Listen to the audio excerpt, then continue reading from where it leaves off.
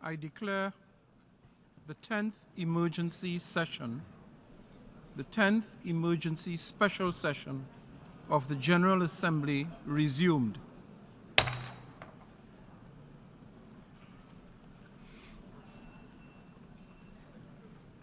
Members will recall that in paragraph 14 of its resolution ES 10/21 of 27th October 2023, the Assembly decided to adjourn the 10th emergency special session temporarily and to authorize the President of the General Assembly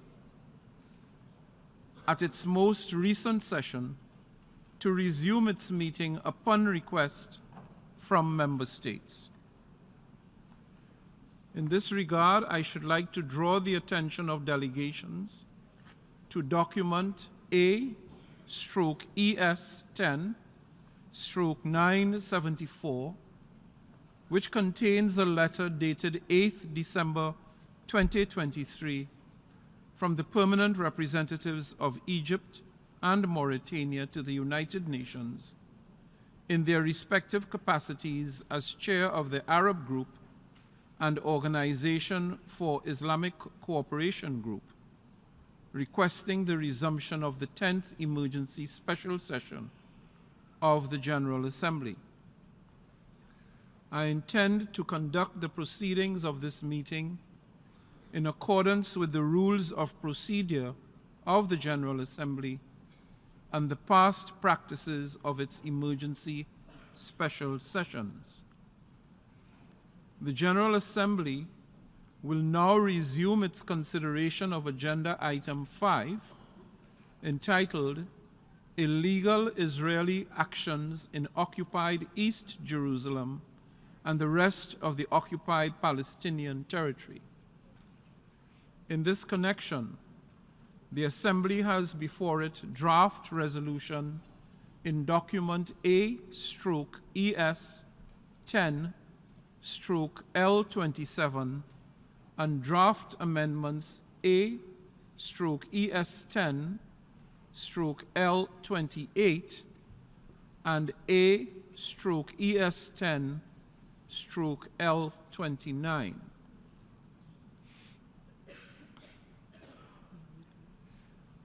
The President will now deliver a statement.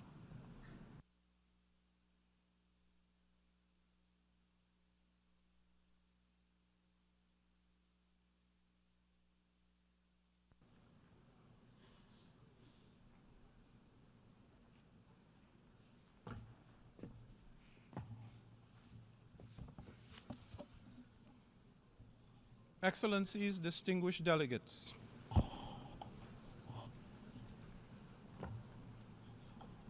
this past week, it was with a very heavy heart that I read the letter addressed to me by UNRWA Commissioner General Philip Lazzarini. That letter, on which many of your missions were also copied, highlighted the devastating deterioration of the humanitarian situation in the Gaza Strip. As Commissioner General Lazzarini himself predicted in his letter, the situation has since deteriorated further. Right now, what we are seeing is an onslaught on civilians, the breakdown of humanitarian systems, and profound disrespect for both international law and international humanitarian law. As I said before, even war has rules, and it is imperative that we prevent any deviation from these principles and values, the validity of which resides in their universal application. Tens of thousands have been killed. almost 70% of them women and children. Even more have been forcibly displaced by the incessant violence, with nowhere, I repeat, nowhere safe to go. And the targeting of hospitals, schools, and UN-provided shelters, now so overcrowded that they have ceased to function as safe havens, continues unabated. All the while, the blockade on humanitarian assistance has made the delivery of urgently needed life-saving aid near impossible. Excellencies, clearly, what we are witnessing is the unprecedented collapse of an already crumbling humanitarian system in real time. It is incumbent upon us, as the United Nations, to bring an immediate end to the suffering of innocent civilians, the mounting death toll of those who are not, I repeat, are not combatants in this war, and to this untenable humanitarian catastrophe. Thanks to several countries' relentless efforts, a temporary humanitarian truce enabled the release of hostages, the freeing of detainees, and the delivery of some aid. However, since the 1st of December, we are witnessing the resumption of violence with a kind of ferocity that one asks, what more next?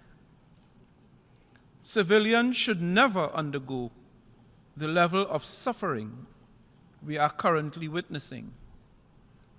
And again, I ask, how many more thousands of lives must be lost before we do something? No more time is left. The carnage must stop. For as long as this violence persists, a political solution to this conflict will continue to be undermined. The longer it takes, the higher the risk that a negotiated two-state solution will increasingly become out of reach. So the fact of the matter is, quite simply, the violence must stop. It must. I therefore once again add my voice to the demand of for an immediate humanitarian ceasefire. We have one singular priority, only one: to save lives.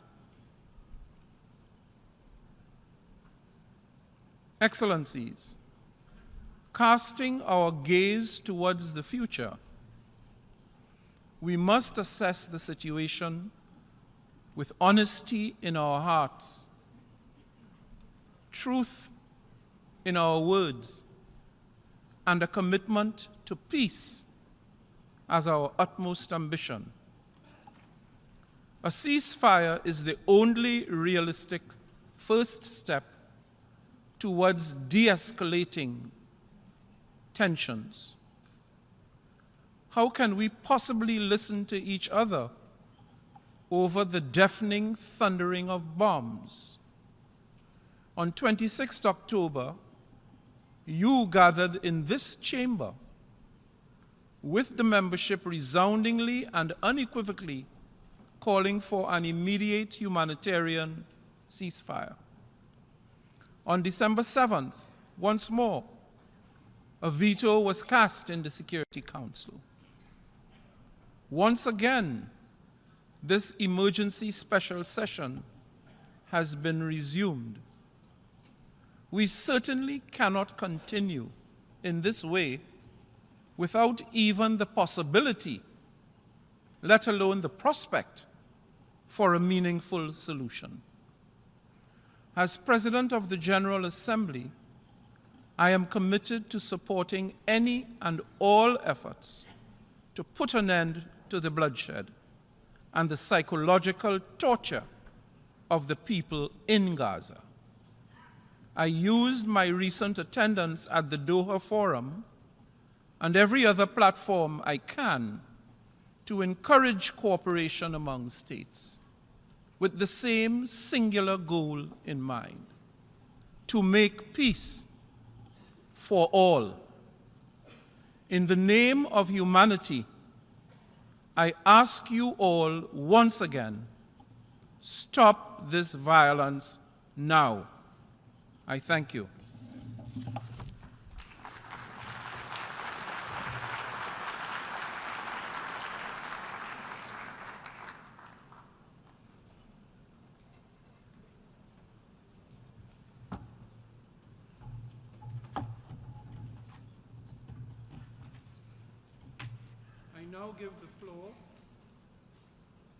I now give the floor to the distinguished representative of Egypt to introduce draft resolution A/ES 10/L27.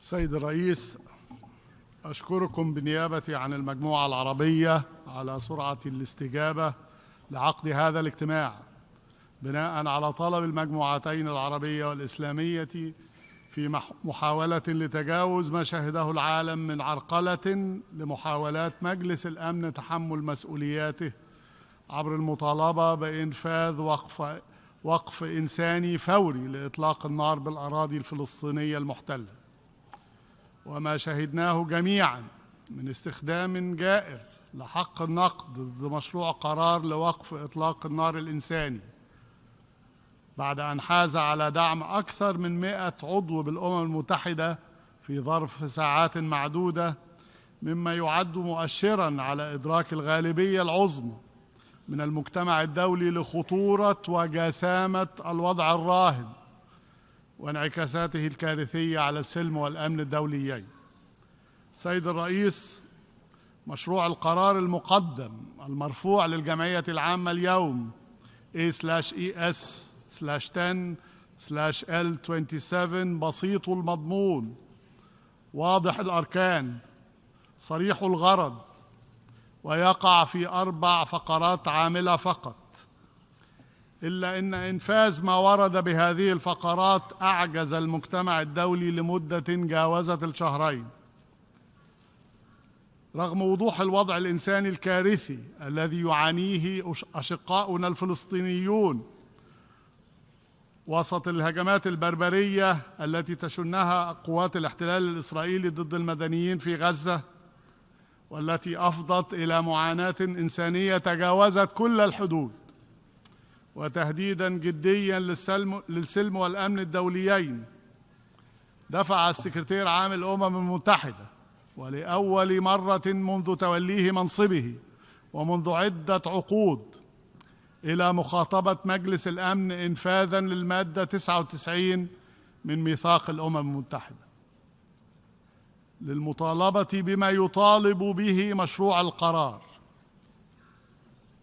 وقف إطلاق نار إنساني بسبب ما نتج عن هذا العدوان من انهيار للنظام الصحي والمخاوف من قرب انهيار النظام العام ونظام الدعم الإنساني في غزة، واستحالة إدارة العمليات الإنسانية هناك، وهو ما دفع أيضاً المفوض العام لوكالة الأونروا لتوجيه خطاب لكم سيد الرئيس لتسليط الضوء على الوضع الإنساني المتدهور في قطاع غزة وخطورته على قدرة الأونروا على الوفاء بمهامها، ناهيك عن خطورته على سلامة وأمن موظفي الوكالة. سيد الرئيس، تؤكد المجموعة العربية أن مساعي أقلية من الدول الرامية للتصدي للرأي العام الدولي المطالب بوقف إطلاق النار بذرائع ومبررات واهية متعلقة بحق إسرائيل في الدفاع عن نفسها تتجاهل عن عمد أن هذا الحق لا ينطبق على إسرائيل في احتلالها للأراضي الفلسطينية المحتلة باعتبارها قوة الاحتلال غير الشرعية، وتتجاهل أيضاً أن هذا الحق لا يعفي حال تطبيقه من الالتزام بأبسط قيم الإنسانية ومبادئ القانون الدولي وقواعد القانون الدولي الآمرة التي تقي النساء والأطفال والمدنيين العزل وسط الحروب. إن تلك المساعي المؤسفة تمثل صورة مقيتة من صور ازدواجية المعايير، والتي نجد فيها بعض الدول تطالب بوقف العدوان والحرب والاحتلال والهجوم على المدنيين، وتطالب باحترام القانون الدولي والقانون الدولي الإنساني في حالات، ولكنها للأسف وبشكل مخزن تدير ظهرها لهذه المطالبات في حالات أخرى، خاصة عندما تتعلق بالإنسان الفلسطيني وحقه في العيش بأمان على أرضه وفي دولته المستقلة ووقف جرائم الحرب التي ترتكب ضده بلا هوادة.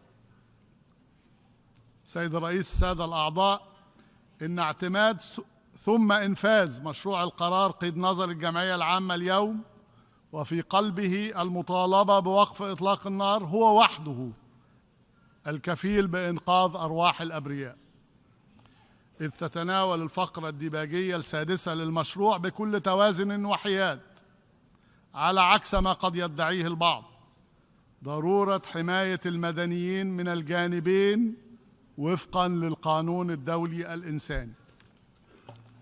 كما يطالب المشروع في فقراته العاملة كافة الأطراف بالامتثال للالتزام بحماية المدنيين، ويطالب كذلك بإطلاق سراح كافة الرهائن وضمان النفاذ الإنساني. سيد الرئيس، إن استمرار هذه الحرب المدمرة سيؤدي إلى كارثة متكاملة الأركان، ويعني بكل الأسف الإذعان لتكتيكات الإبادة الجماعية كأداة من أدوات الحرب، بما يهدم كل قواعد القانون الدولي الآمرة ويجر المنطقة بأسرها إلى أتون حرب إقليمية، وقد يعصف بما تبقى من مصداقية هذه المنظمة الدولية. سيد الرئيس، تناشد المجموعة العربية كافة الدول الأعضاء دعم مشروع القرار المطروح أمامكم تطبيقاً للكيل بمكيال واحد، وحفاظاً على القيم الإنسانية، ودعماً للمصلحة المشتركة لكافة أطراف المجتمع الدولي في الحفاظ على السلم والأمن الدوليين. كما تدعو المجموعة العربية كافة الوفود إلى التصويت ضد أي تعديلات مقدمة على هذا المشروع التي لم يتم التشاور بشأنها مع الدول الراعية للقرار، وذلك حرصاً بشكل أساسي على الحفاظ على نصه المتوازن والمباشر، والذي تم صياغته لتتطابق بنوده مع بنود مشروع القرار الذي طرح على مجلس الأمن تحقيقاً لأولوية لا تعلوها أولوية أخرى أياً كانت، لهدف واضح وصريح ومحدد: وقف إطلاق النار الإنساني، حرصاً على عدم خلط الأوراق من جانب الوفود التي تقدمت بتلك التعديلات، بعد أن صوتت نفس تلك الوفود ضد قرار الجمعية العامة الذي اعتمد في شهر أكتوبر الماضي في نفس تلك الدورة الطريقة المستأنفة، وتضمن المطالبة بهدنة إنسانية تفضي إلى وقف العمليات العدائية، وهو ما يفضح الغرض الحقيقي وراء تلك التعديلات. للأسف استمرار العدوان ونزيف دماء الأبرياء. سيد الرئيس، السادة الأعضاء، ماذا ننتظر جميعا حتى نخمد هذه النار؟ ماذا ننتظر حتى ننهي هذه الحرب التي لا منتصر فيها؟ ماذا ننتظر حتى نوقف القتل ونخمد آلة الدمار؟ بل هل نستطيع الانتظار أصلاً بعد أن تخطى عدد القتلى من المدنيين أكثر من 18,000 شهيد، من ضمنهم أكثر من 7,000 طفل، بمعدل يبلغ مقتل طفل كل 10 دقائق، بالإضافة إلى عدد جرحى جاوز بينما نتحدث 49,000 جريح. سادة الأعضاء، أخاطب ضمائركم جميعا وأناشدكم مساندة مشروع القرار لوقف نزيف الدماء، كل الدماء. A word on the procedure, Honorable President. I sincerely ask you, Mr. President, to suspend the debate following the introductions to proceed to take action on the draft resolution A/ES/10/L25 without delay, given the urgency of the situation on the ground and the importance of a global call for an immediate humanitarian ceasefire, with the understanding that the debate would resume immediately after action and the adoption of the resolution, and that emergency session 10 would only be temporarily adjourned after the conclusion of the debate. And I do thank you, Mr. President. Thank you very much. I thank the distinguished representative of Egypt. I now give the floor to the distinguished representative of Austria to introduce Amendment A/ES10/L28.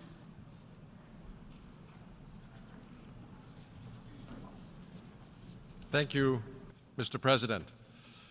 Excellencies, colleagues, and friends, I have the honor to introduce to you draft Amendment L28, proposed by Austria on Resolution L27, entitled Protection of Civilians and Upholding Legal and Humanitarian Obligations.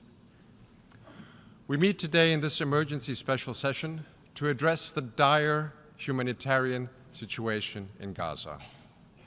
Austria is deeply concerned by the escalation following the heinous terrorist attacks by Hamas on Israeli civilians on 7 October. As our President stressed earlier, Austria has also continuously underlined the importance of ensuring the protection of all civilians at all times. Every civilian death is one too many. We have also called on more humanitarian aid to reach those in need and have increased our own contributions to humanitarian organizations. We very much welcome the humanitarian pauses and corridors that enable the release of some hostages and the provisions of urgently needed humanitarian aid.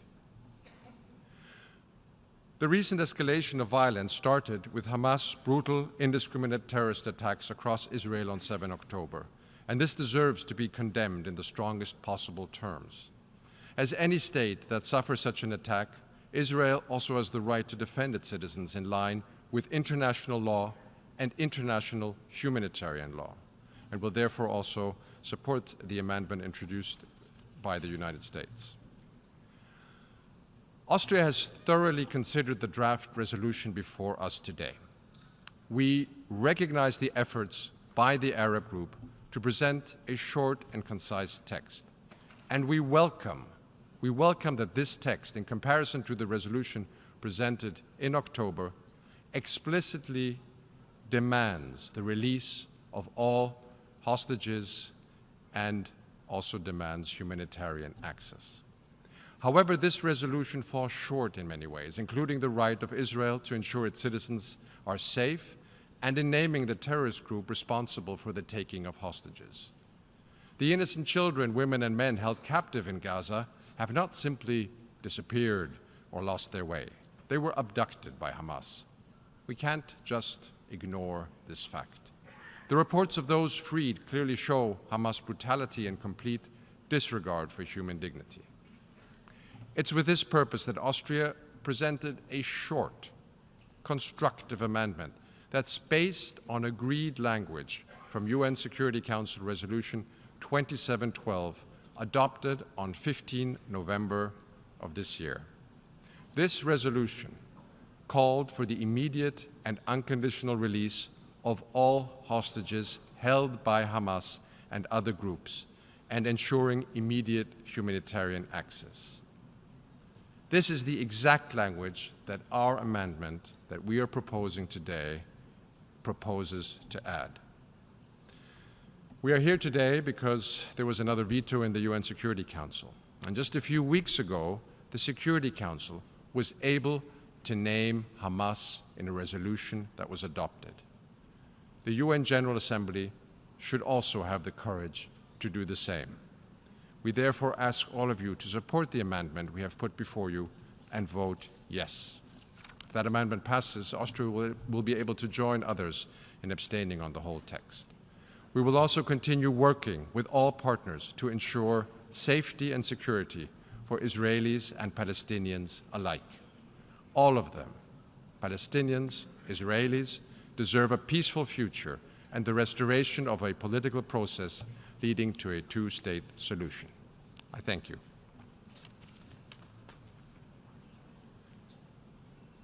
I thank the distinguished representative of Austria, and I now give the floor to the distinguished representative of the United States to introduce the draft amendment in A/ES10/L29.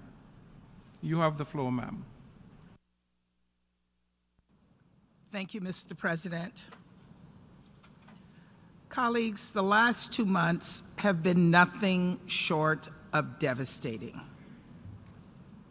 Devastating for Palestinians who have lost their homes and their loved ones because of a conflict that Hamas set into motion.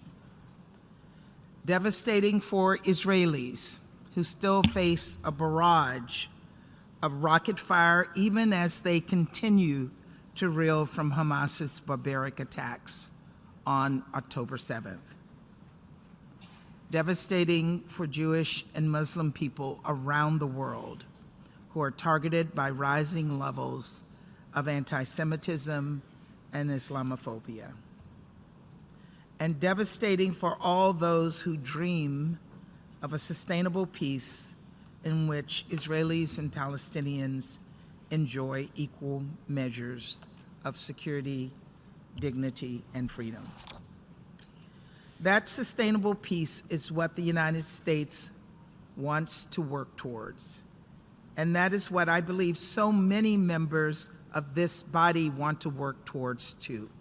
And indeed, there are aspects of this resolution that we do support. We agree that the humanitarian situation in Gaza is dire and requires urgent and sustained attention, that civilians desperately need food and water and shelter and medical care, that a devastating number of innocent people have been killed, and that civilians must be protected, consistent with international humanitarian law. In addition, we support the release of all hostages immediately and unconditionally. Roughly half of those kidnapped on October 7th remain in Gaza. That's over 100 people, subject to, as a number of released hostages have described, hell. And so we encourage you to vote yes on the amendment proposed by Austria, which, like the resolution passed in the Security Council on November 15th, call for Hamas and other groups to release the hostages and to provide humanitarian access to them immediately. Again, we support components of the resolution proposed today. But here's what else we support. We support speaking out with one voice to condemn Hamas for its terrorist actions on October 7th. Why is that so hard?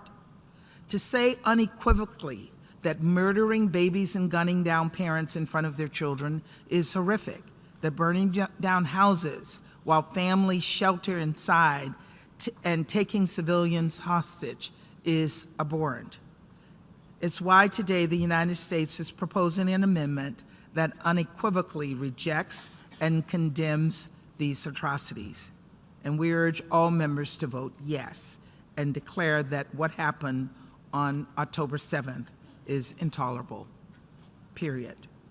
This is the bare minimum, and it should not be that difficult. In addition, the United States supports immediately addressing the reports of horrific sexual violence unleashed by Hamas on and after October 7th.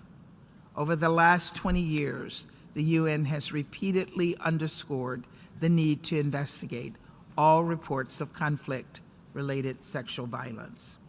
It's long past time every member apply that same standard to the assaults committed by Hamas. The United States also supports the ICRC having access to hostages to provide medical treatment. We support a resumption of humanitarian pauses, which could happen immediately if Hamas only agreed to release women, wounded, and civilian hostages.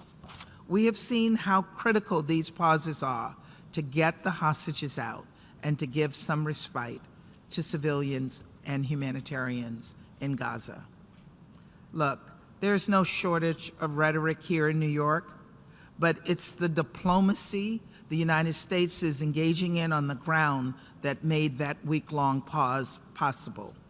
It was careful conversation and collaboration with Egypt and Qatar that helped reunite more than 100 hostages with their loved ones, and that dramatically expanded humanitarian assistance to Gaza during the break in fighting. Of course, we support even more aid getting into the hands of those who so urgently need it. Over the last week and a half, the United States has airlifted more than 90,000 pounds of humanitarian aid to Egypt's border, with more on the way. And we're working with Israel, Egypt, the UN, and others to surge humanitarian assistance into Gaza. Israel's decision to open Kerem Shalom for inspections and screening of those humanitarian goods is essential and something we have been working toward in earnest. And Israel's commitment to ensure there's enough fuel to sustain the humanitarian assistance operation, including civilian infrastructure, is also vital. We've made clear to Israel we expect it to honor these commitments, and we will hold them to it. Colleagues, there's more we support. We support a more robust deconfliction mechanism to help protect UN and humanitarian personnel, far too many of whom have lost their lives while heroically working to save innocent people in Gaza. We support affirming that Israel, like every single country on earth, has the right and the responsibility to defend its people from acts of terrorism. Because we know that Hamas intends to repeat the horrors of October 7th again and again and again. A senior Hamas official said so himself on television. Indeed, it was Hamas that broke the 7-day pause last month by committing a vicious terror attack in Jerusalem, firing rockets into Israel, and then failing to release the hostages it had pledged to release. Let's be realistic here. This is a terrorist group that no member state would tolerate living next to. So long as Hamas remains driven by its murderous ideology, any ceasefire right now would be temporary at the best and dangerous at worst. Dangerous to Israelis, who would be subject to relentless attacks, and also dangerous to Palestinians, who deserve the chance to build a better future for themselves, free from Hamas, a group that hides behind innocent civilians rather than protect them, and that co-opts civilian infrastructure to wage conflict. Of course, how Israel defends itself matters. Israel must avoid mass displacement of civilians in the south of Gaza. It must ensure sufficient humanitarian assistance to those who have fled violence, and it must allow civilians in Gaza to return home as soon as conditions allow. We will continue to press at the highest levels for this and for the protection of civilians as Israel pursues legitimate military objectives. Because perhaps most of all, while we cannot support a one-sided Security Council or General Assembly resolution that ignores so much of what we all stand for, we desperately want to see an end to the cycle of unceasing violence. Colleagues, our goal must be to stop the death, the devastation, and the destruction for the long term. And that is simply not a future Hamas wants to see. So as we address this immediate crisis and work to surge humanitarian assistance to the Palestinian people, we must also work to build a foundation for a truly sustainable peace, one where Israelis and Palestinians can live side by side in states of their own, so that the next generation and the generations to come need not experience the devastation of the last 2 months and finally realize freedom, security, and peace. Thank you, Mr. President.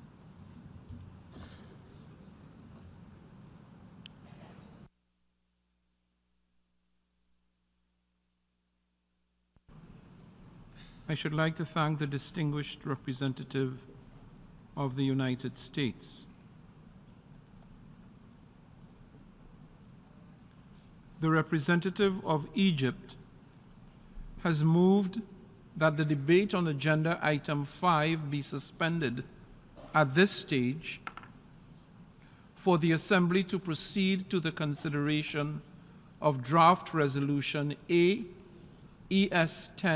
L27, and that the debate would continue after the action on the draft resolution.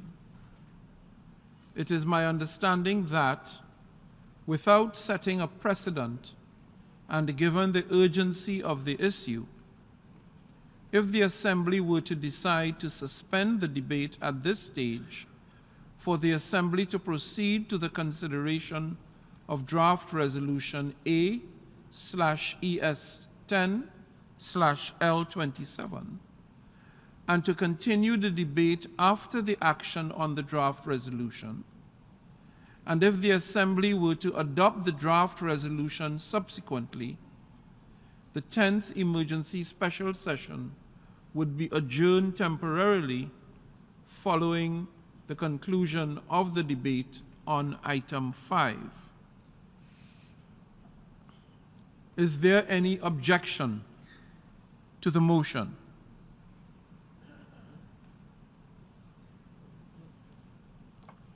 I see none. It is so decided. Since there is, the Assembly shall now proceed to consider the draft resolution A/ES10/L27 and draft amendments A/ES10/L28 and A/ES10/L29. For your information, the draft resolution and draft amendments have closed for e-sponsorship. I now give the floor to the representative of the Secretariat.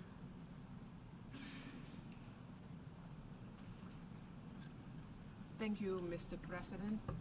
I should like to announce that since the submission of the draft resolution, and in addition to the delegations listed on the L document, the following countries have also become co-sponsors of A/ES10/L27: Afghanistan, Angola, Antigua and Barbuda, Azerbaijan, Bahamas, Bangladesh, Barbados, Belarus, Belgium, Belize, Benin, the plurinational state of Bolivia, Bosnia and Herzegovina, Botswana, Brazil, Brunei Darussalam, Cambodia, the Central African Republic, Chad, Chile, China, Colombia, Congo, Costa Rica, Cuba, the Democratic People's Republic of Korea, Dominica, El Salvador, Ethiopia,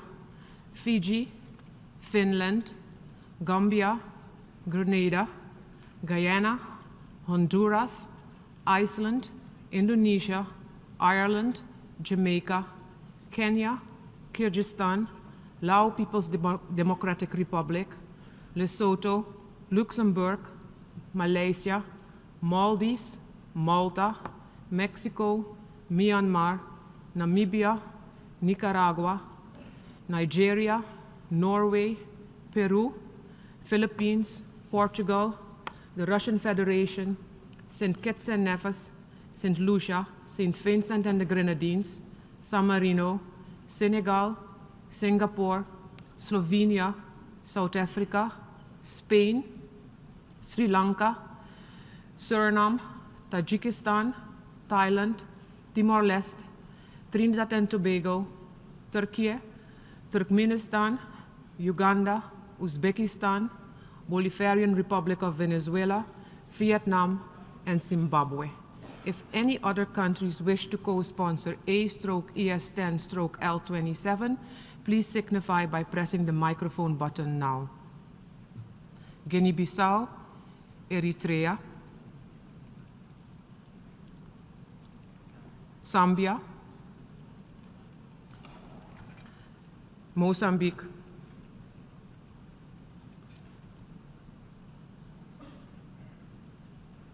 Mozambique I already said, so that's it for this one. And then I would like to go to L28, and I should like to announce that since the submission of the draft amendment, and in addition to the delegation listed on the L document, the following countries have also become co-sponsors of A/ES10/L28: Albania, Canada, Cyprus, Czechia, Greece, Japan, Lithuania, Montenegro, Ukraine, and the United States of America. If any other countries wish to co-sponsor A/ES10/L28, please signify by pressing the microphone button now. United Kingdom, Fiji, Papua New Guinea, Micronesia,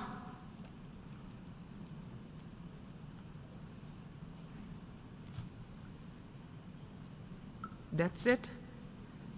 And then I would like to go now to L29.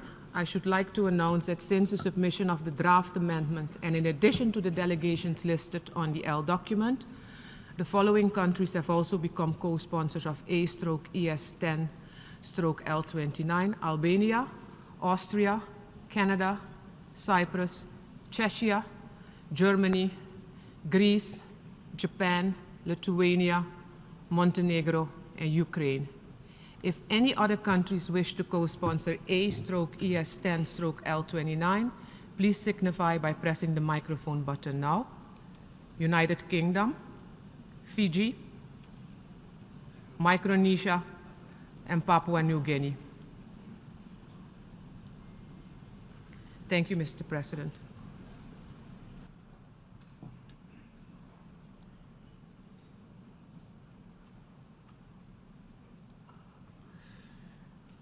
I thank the representative of the Secretariat. The Assembly will now proceed to take action on the draft resolution contained in A/ES10/L27 and amendments thereto contained in A/ES10/L28 and A/ES10/L29. delegations wishing to make a statement in explanation of vote before the vote on any of the proposals under this item, including the proposed amendments, are invited to do so now in one intervention.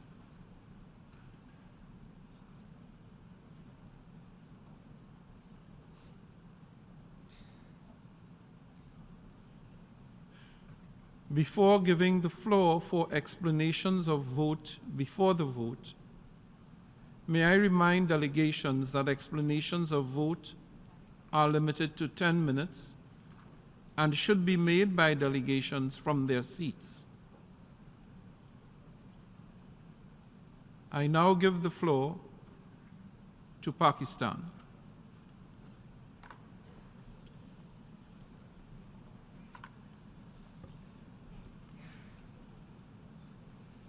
Thank you, Mr. President. Mr. President, let me start by expressing our gratitude to you for having convened this resumption of the emergency special session of the General Assembly, and in particular for your clarion call for an immediate ceasefire in the war that is taking place in Gaza. Mr. President, Pakistan supports the draft resolution submitted by the Arab and Islamic countries in L27.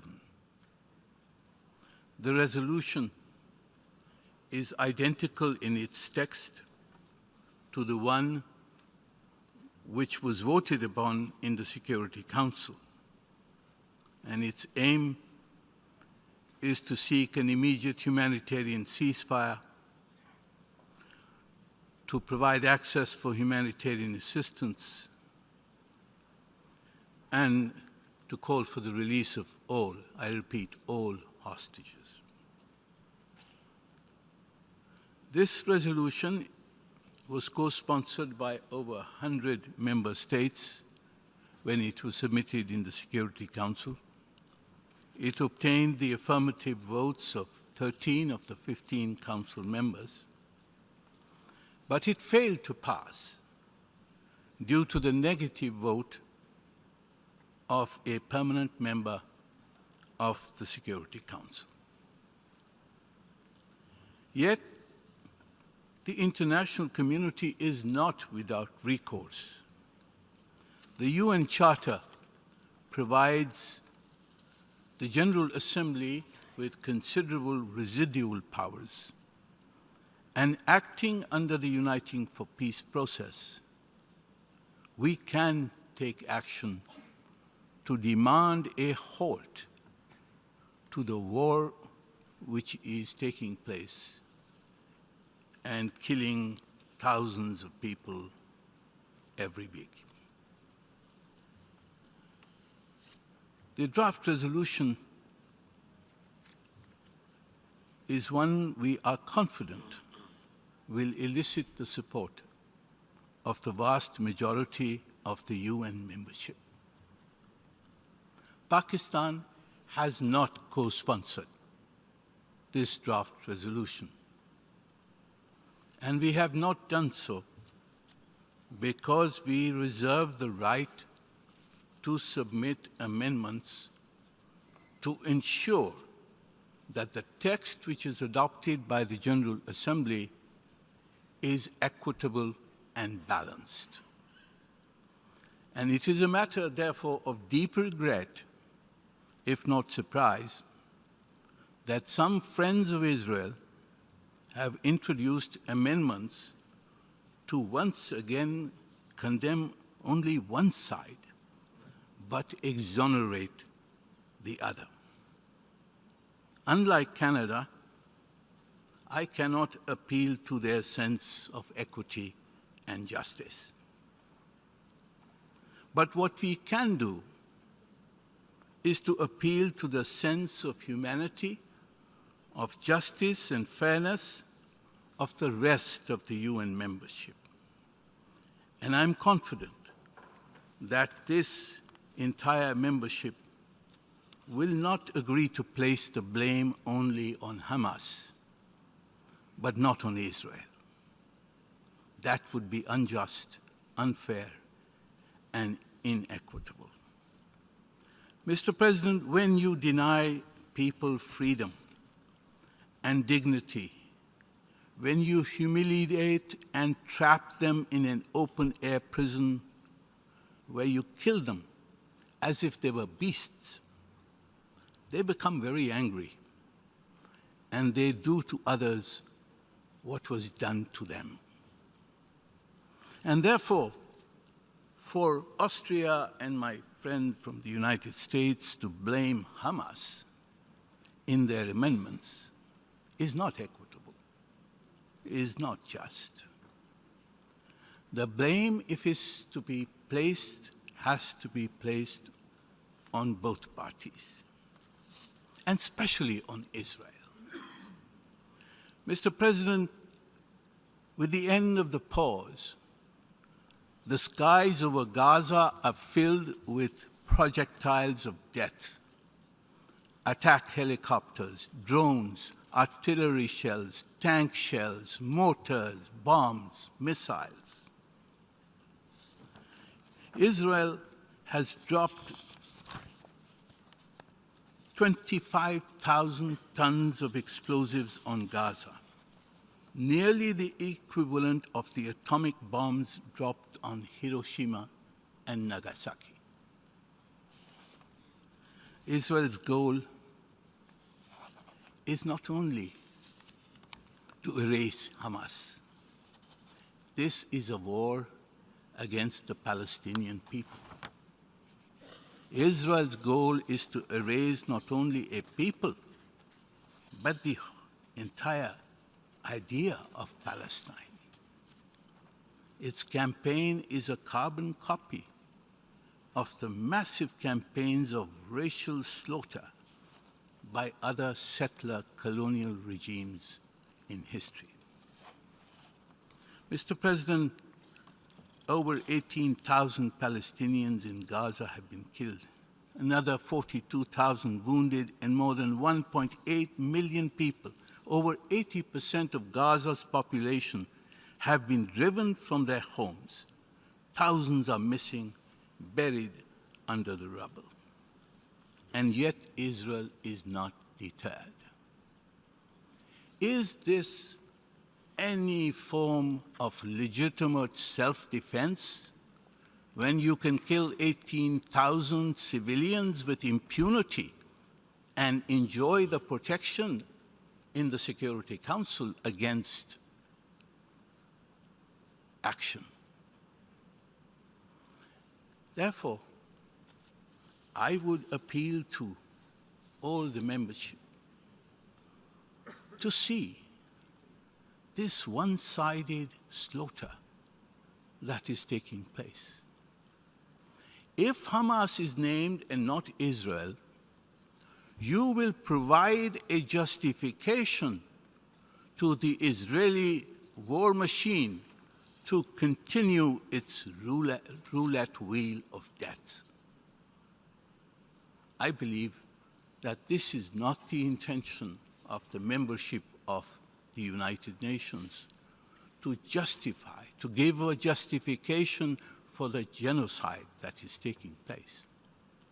I would therefore, on behalf of my delegation, on behalf of all the Arab countries, on behalf of the OIC, appeal to all the membership to vote against the amendments proposed in L28 by Austria and L29 by the United States. In case these amendments are adopted, Pakistan will submit sub-amendments to these in order to restore balance, in order to name Israel as the perpetrator of the mass crimes that are taking place in Gaza today. I thank you, Mr. President.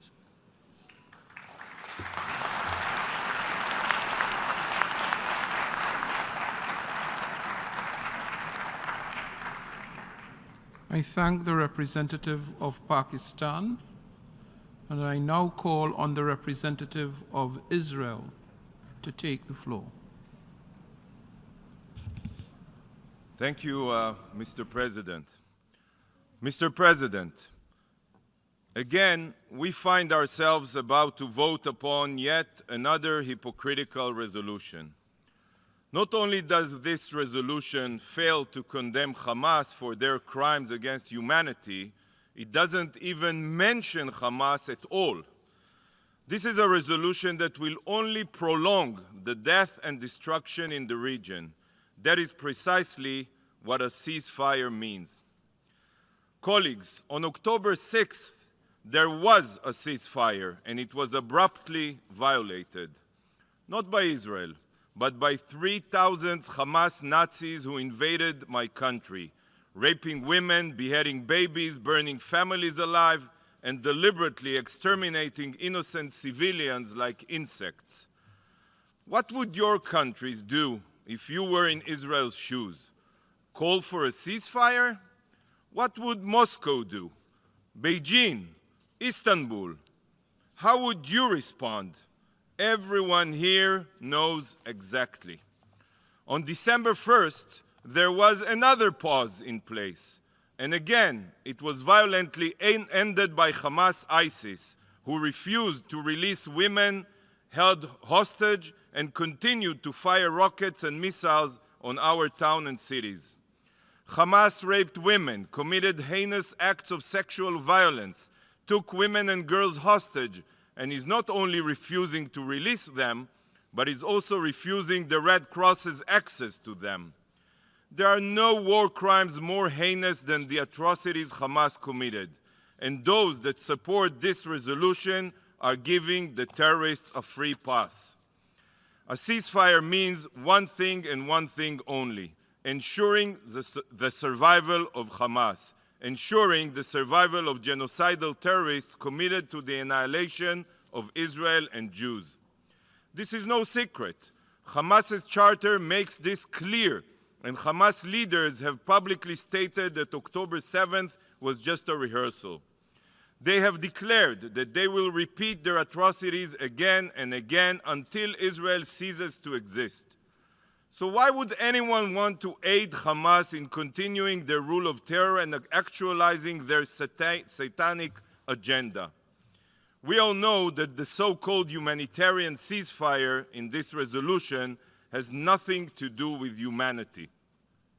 Israel is already taking every measure to facilitate the entry of humanitarian aid into Gaza. Thousands of aid trucks have entered with tens of thousands of tons of humanitarian aid. Field hospitals have been constructed. Floating hospital ships have been docked. And the only reason more aid is not entering Gaza is because UN bodies refuse to solve the logistical difficulties preventing all aid trucks waiting in Rafah from entering. If this resolution's true intent was humanitarian aid, it would be focused on improving the UN's logistical capabilities, not on a ceasefire. A ceasefire will only benefit the terrorists that steal the humanitarian aid for themselves. It will not benefit the people of Gaza. Is this your solution? What will happen the day after the ceasefire? Will this bring peace and stability to the region? Of course not. A ceasefire is a death sentence for countless more Israelis and Gazans. By voting in favor of this resolution, you are supporting the survival of jihadist terror and the continued suffering of people of Gaza. The exploitation of the Palestinians has made the UN a moral stain on humanity. Why are you continuing to allow them to make the United Nations irrelevant? If this body's intentions are just, why don't you just start by demanding a ceasefire only from those responsible for violating the past too? Why don't you hold the rapists and child murderers accountable? The time has come to put the blame where it belongs, on the shoulders of the Hamas monsters. But this resolution does not even condemn Hamas. It doesn't even mention Hamas. I honestly don't know how can someone look in the mirror and support a resolution that doesn't condemn Hamas and doesn't even mention Hamas by name. So at the very last, I urge you to vote for adding a condemnation of Hamas to the resolution. But you know what? I have an idea. If you want a real ceasefire, here is the right address. This is the phone number of Hamas's office in Gaza. You can all call +970-599-3765 and ask for Yihya Sinwar. Tell Hamas to put down their arms, turn themselves in, and return our hostages. This will bring a complete ceasefire that will last forever.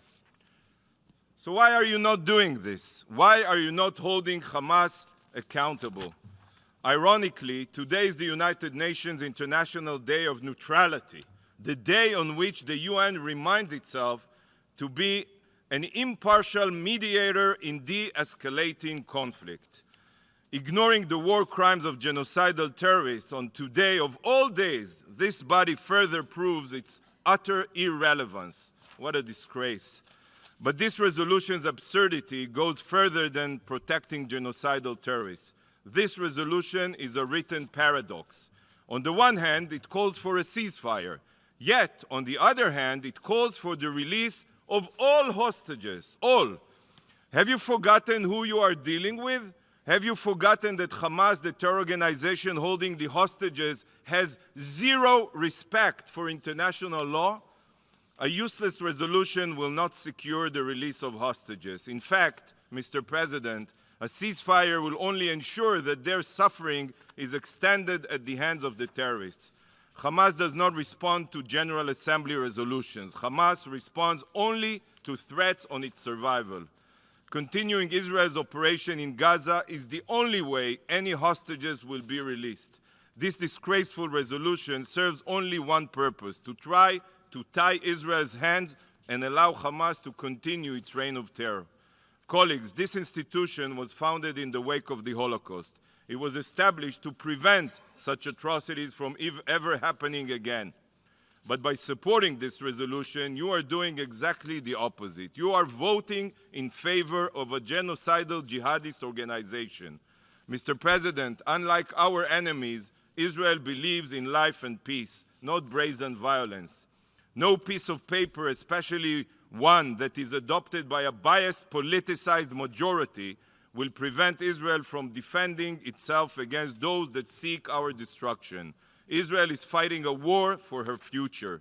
There is not a single member state here, not a single member state here that would act differently in a similar situation. A ceasefire only serves to prolong Hamas's reign of terror, so I urge all member states to vote against this resolution. Thank you, Mr. President.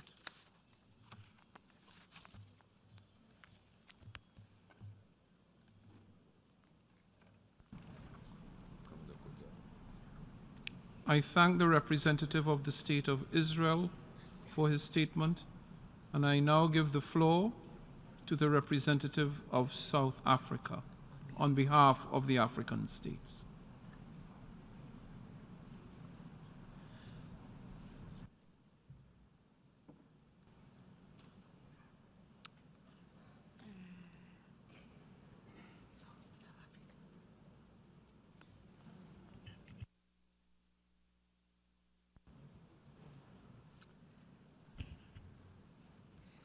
Thank you, Mr. President.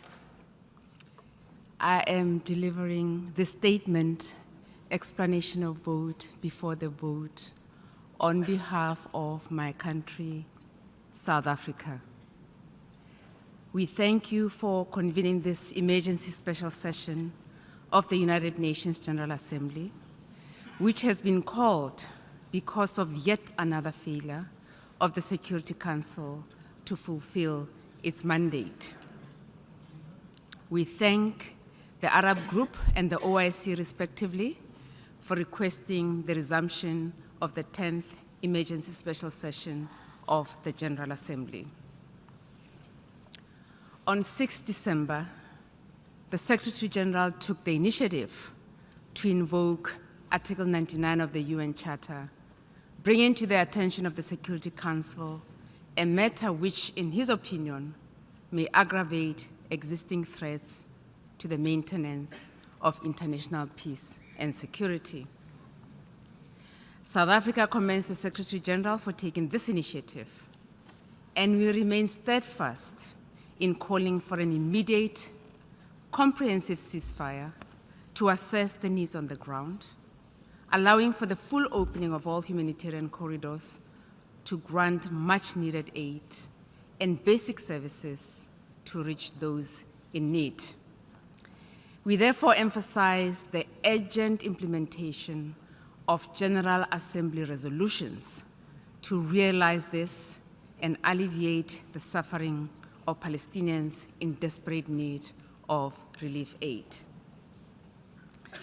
The Secretary General's initiative was necessary in the context of the inability of the Council to, at the very least, call for a humanitarian ceasefire. The international institutions created at the end of the Second World War, including the United Nations, human rights instruments, and judicial mechanisms, were established so that history would not repeat the cruelty experienced during the war. Yet, by failure to act, to call for an end to the loss of civilian life, it has become clear that there is a selective application of the international instruments and the utilization of some of these mechanisms for attaining narrow interests. This has resulted in calling to questions the effectiveness of the system. As members of the General Assembly, this emergency special session presents an opportunity for us to illustrate that the organization that was created to give hope for peace is not tone deaf to the suffering of the most vulnerable. The ESS is an opportunity for us to illustrate that we are able to take on the responsibility entrusted to us by the UN Charter and international law, and call for an immediate ceasefire and not condone war in the name of self-defense. The events of the past 6 weeks in Gaza have illustrated that Israel is acting contrary to its obligation in terms of the Genocide Convention. As a UN member state, and owing to South Africa's painful past experience of a system of apartheid, this impresses on us as member states to take action in accordance with international law. Mr. President, an issue we cannot also ignore is the failure of member states of this organization to abide by the decision taken on 27 October 2023. South Africa was among more than 2/3 of the member states that called for an immediate ceasefire at the General Assembly. This has been ignored.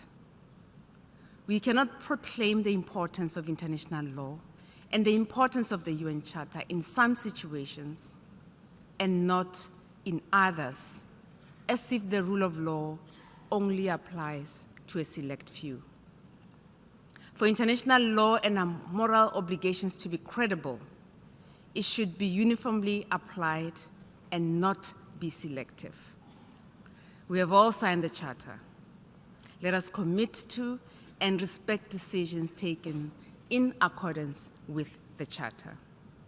Mr. President, the lack of meaningful action from the United Nations indicates that more than ever before, reform of the system of global governance so that it is fair, equitable, and has the capacity to respond to the needs of all persons in situations of threat and harm is urgently needed. The system that is needed should not just be a tool for the most powerful countries of the world, but one that provides protection for the most vulnerable.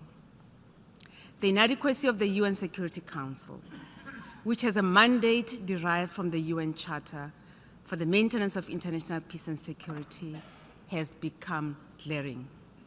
The Security Council, due to aggravated politicization, has not at the very least been able to call for a humanitarian ceasefire to allow for much-needed humanitarian supplies to go to those that need it the most. This once again demonstrates the urgent need for the reform of this body.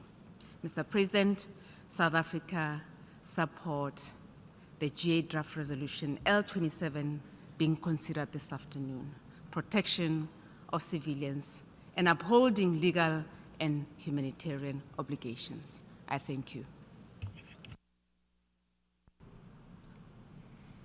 We have heard the last speaker in explanation of vote before the vote. Before proceeding to take a decision on draft resolution, I wish to address the question concerning the majority required for the adoption of the draft resolution. In light of Article 18, paragraphs 2 and 3 of the Charter of the United Nations, is there any objection to taking action on draft resolution A/ES-10/L27 by a 2/3 majority of the members present and voting? I see no objection. The 2/3 majority of members present and voting is therefore required for the adoption of the draft resolution.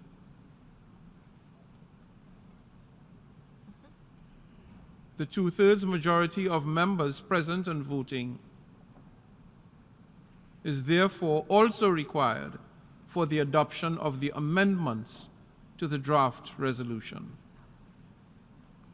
Before we proceed to take a decision on draft resolution A/ES-10/L27, in accordance with Rule 90 of the Rules of Procedure, the Assembly shall first take a decision on draft amendments A/ES-10/L28 and A/ES-10/L29 one by one.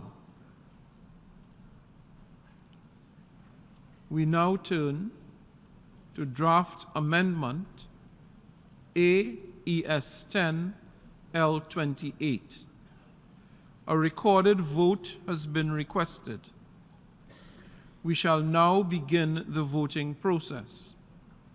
Those in favor of draft amendment A/ES-10/L28, please signify. Those against and abstentions. The General Assembly is now voting on draft amendment A/ES-10/L28. Will all delegations confirm that their votes are correctly reflected on the screen? The voting has been completed. Please lock the machine.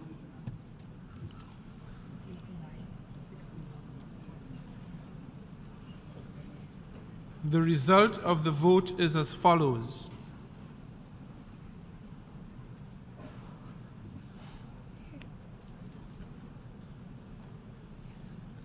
$89 in favor, 61 against, and 20 abstentions. Having failed to obtain the required 2/3 majority, draft amendment A/ES-10/L28 is not adopted.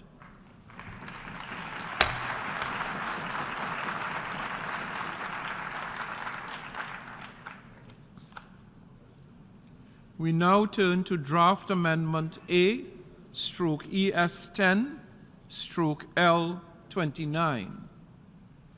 A recorded vote has been requested. We shall now begin the voting process. Those in favor of draft amendment A/ES10/L29, please signify. Those against and abstentions. The General Assembly is now voting on draft amendment A/ES10/L29. Will all delegations confirm that their votes are correctly reflected on the screen? The voting has been completed. Please lock the machine.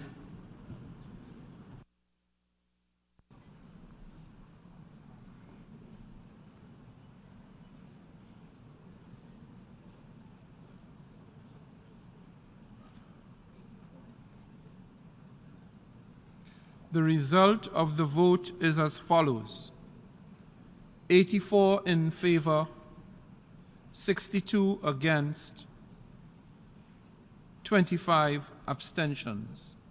Having failed to obtain the required 2/3 majority, draft amendment A/ES10/L29 is not adopted.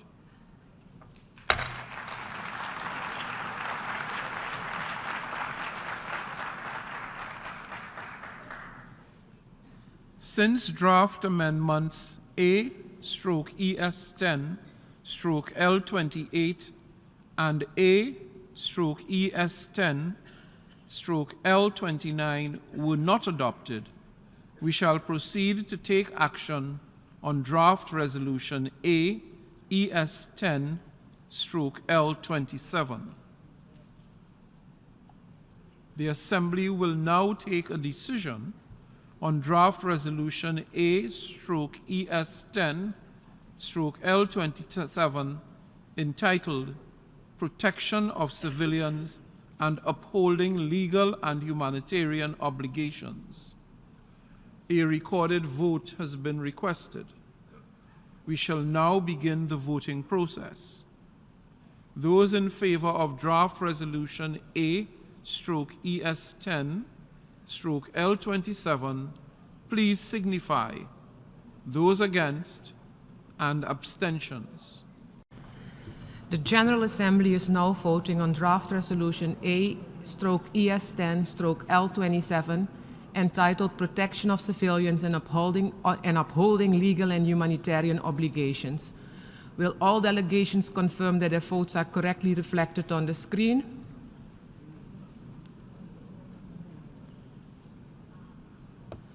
The voting has been completed. And please lock the machine.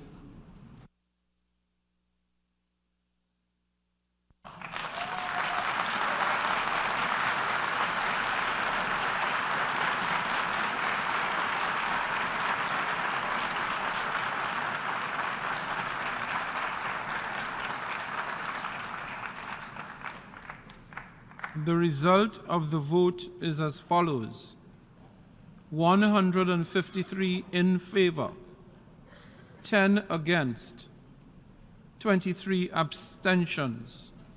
Draft resolution A/ES10/L27 has been adopted.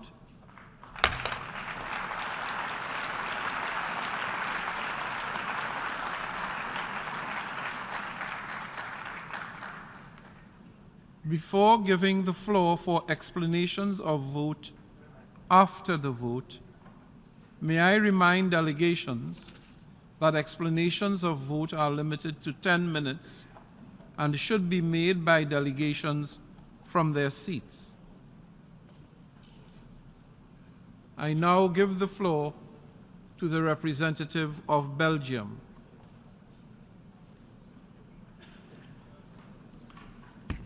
Monsieur le Président, le second secrétaire général de cette organisation, M. Dag Hammarskjöld, a un jour affirmé que l'Organisation des Nations Unies n'avait pas été créée pour nous amener au paradis, mais bien pour nous éviter de tomber en enfer. C'est pourtant malheureusement ce que la population de Gaza attend de nous aujourd'hui. Collègues, c'est dans le respect de l'esprit insufflé par le secrétaire général lorsqu'il a invoqué l'article 99 de la Charte des Nations Unies que la Belgique a voté aujourd'hui en faveur du projet de résolution qui nous a été présenté. Si vous me le permettez, je me concentrerai sur 3 points. Premièrement, ce vote en faveur de la protection des civils et du droit international, en ce compris le droit international humanitaire, est un appel ferme à contrer le risque d'implosion de l'espace humanitaire à Gaza. C'est à cette fin que la Belgique se joint à la majorité des membres de cette organisation qui soutient l'instauration immédiate d'un cessez-le-feu humanitaire pouvant à terme mener à la fin des hostilités. La Belgique se joint également à ceux, encore plus nombreux, qui demandent tant la libération immédiate et sans condition de tous les otages que l'accès humanitaire immédiat et sans entrave. Le travail des agences onusiennes doit par ailleurs être facilité, les infrastructures vitales restaurées. Nous plaidons pour l'ouverture continue du point de passage de Kerem Shalom afin de faciliter et d'accélérer le ravitaillement vital. Il doit être mis fin à toute entrave délibérée de l'acheminement de l'aide aux civils. Deuxièmement, mes chers collègues, ces considérations humanitaires ne doivent pas être interprétées comme un appel à la fin de la lutte contre le Hamas et autres groupes terroristes. La solution ne viendra pas des extrémistes et autres ennemis de la paix. Les actions de ceux-ci augmentent le risque de débordement du conflit en Cisjordanie et dans la région. Il doit y être mis fin.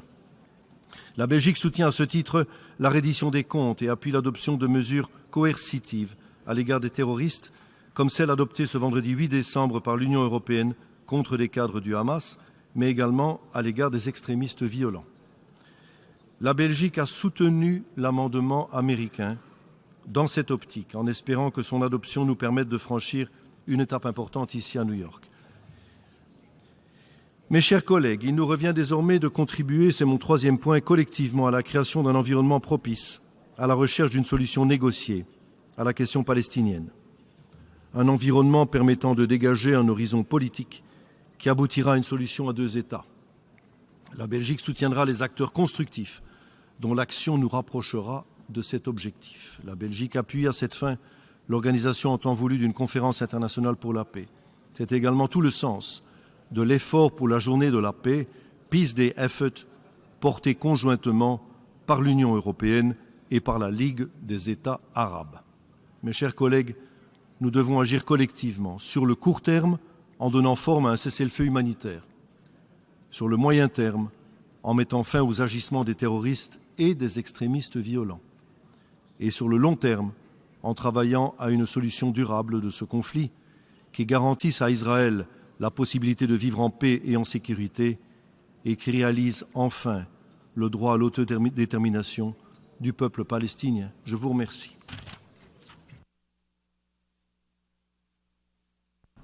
I thank the representative of Belgium and invite now the representative of Saudi Arabia to take the podium.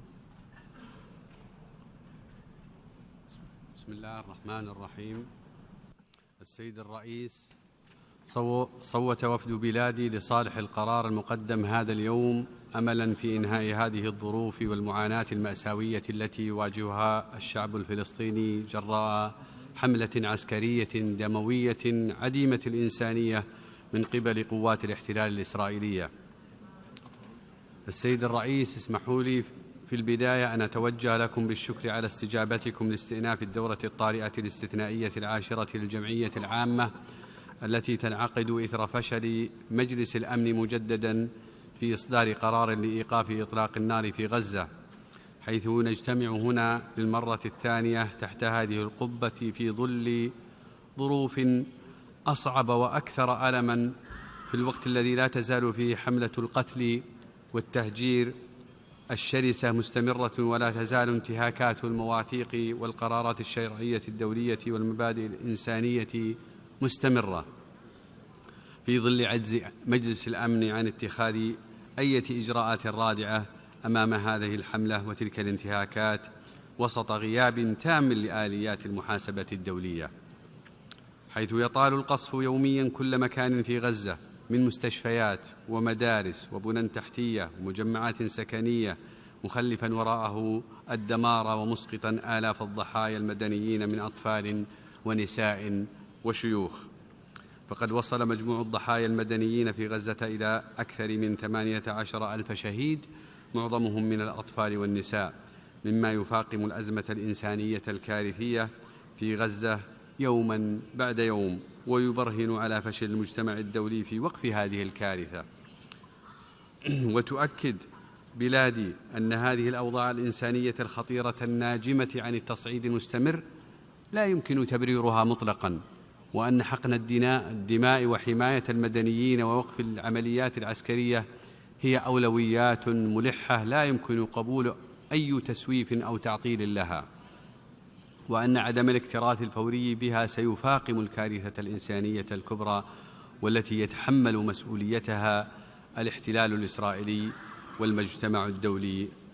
السيدات والسادة، لقد صدر عن القمة العربية الإسلامية المشتركة غير العادية التي استضافتها الرياض في 11 من نوفمبر بحضور قادة دول وحكومات الدول الأعضاء في جامعة الدول العربية ومنظمة التعاون الإسلامي قرارات تمثل إرادة الشعوب العربية والإسلامية تسعى لحقن الدماء وإيصال المساعدات دون قيود وإيقاف الانتهاكات وتجاوز الأزمة والمعاناة غير المبررة في فلسطين، والوقوف بجانب الشعب الفلسطيني لتحقيق مطالبه المشروعة باستعادة أراضيه المحتلة وإقامة دولته المستقلة، ومطالبة المجتمع الدولي ومؤسساته للقيام بمسؤولياته تجاه تحقيق ذلك دون تعطيل.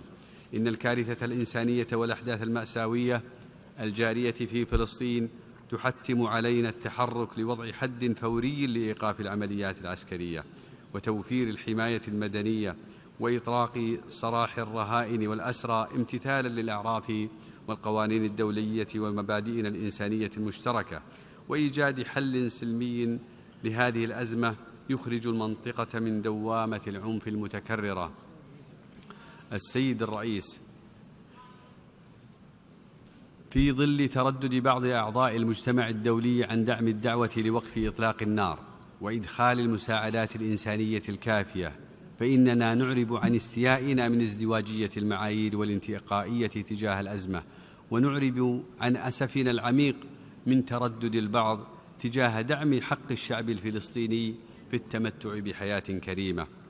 وهنا نجدد النداء بضرورة وقف إطلاق النار وحقن الدماء، وندين استهداف المدنيين ومحاولات التهجير القسري وسياسة العقاب الجماعي بحق سكان غزة. وتؤكد بلادي على أولوياتها دوما للعمل نحو السلام والدعوة للالتزام بما تقتضيه المواثيق والقوانين الدولية. وإذ نعتبر أن الأزمة الحالية هي نتاج تقاعس المجتمع الدولي عن إنهاء الاحتلال وإنفاذ حل الدولتين، وأن السكوت عن الممارسات الإسرائيلية غير الشرعية على مدار 70 عاما هي ما أوصلت المنطقة إلى الأزمة الحالية، فإننا ندعو المجتمع الدولي للاطلاع بمسؤولياته للوقف الفوري لهذه الحرب حقنا للدماء، ونؤكد على ضرورة الوصول إلى حل شامل وعادل للقضية الفلسطينية وفقا لمبادرة السلام العربية وحل الدولتين وإقامة دولة فلسطينية عاصمتها القدس. وفي الختام نشكر كل من دعم مشروع القرار الذي تم اعتماده بأغلبية كبيرة جدا، وهذا يعكس موقفا دوليا يقضي بإلزام ذلك القرار وضرورة تطبيقه فورا. وشكرا السيد الرئيس.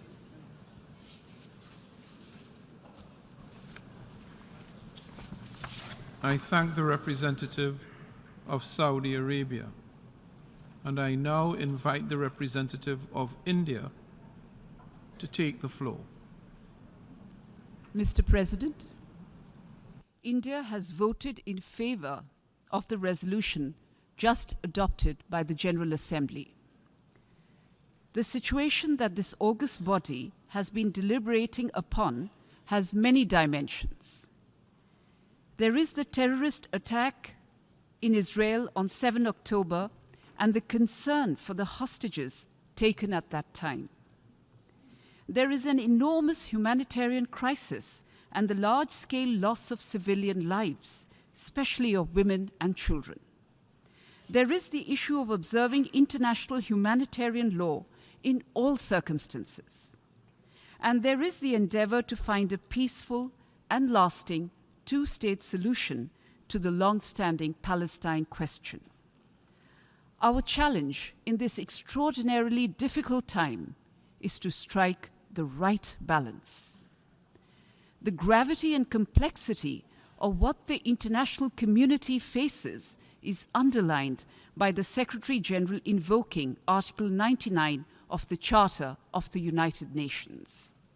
We therefore welcome the fact that the international community has been able to find a common ground to address the multiple challenges facing the region right now. Thank you.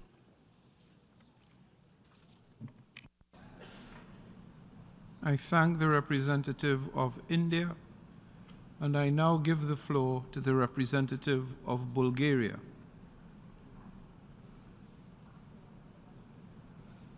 Thank you, Mr. President.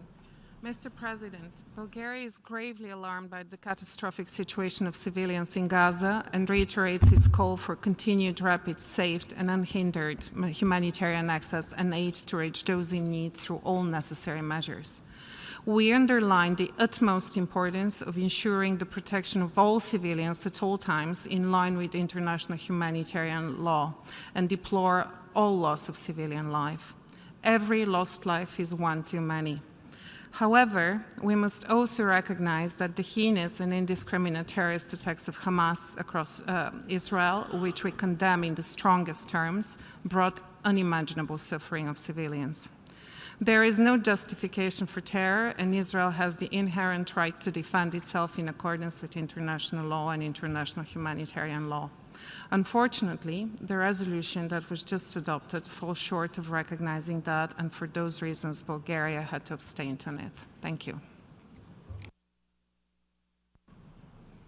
I thank the representative of Bulgaria and now invite the representative of Germany to take the floor.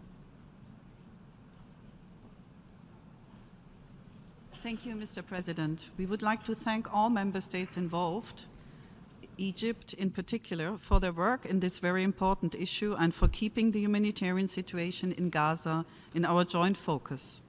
We support the objective of the resolution to reduce violence and human suffering and to enable unhindered humanitarian access.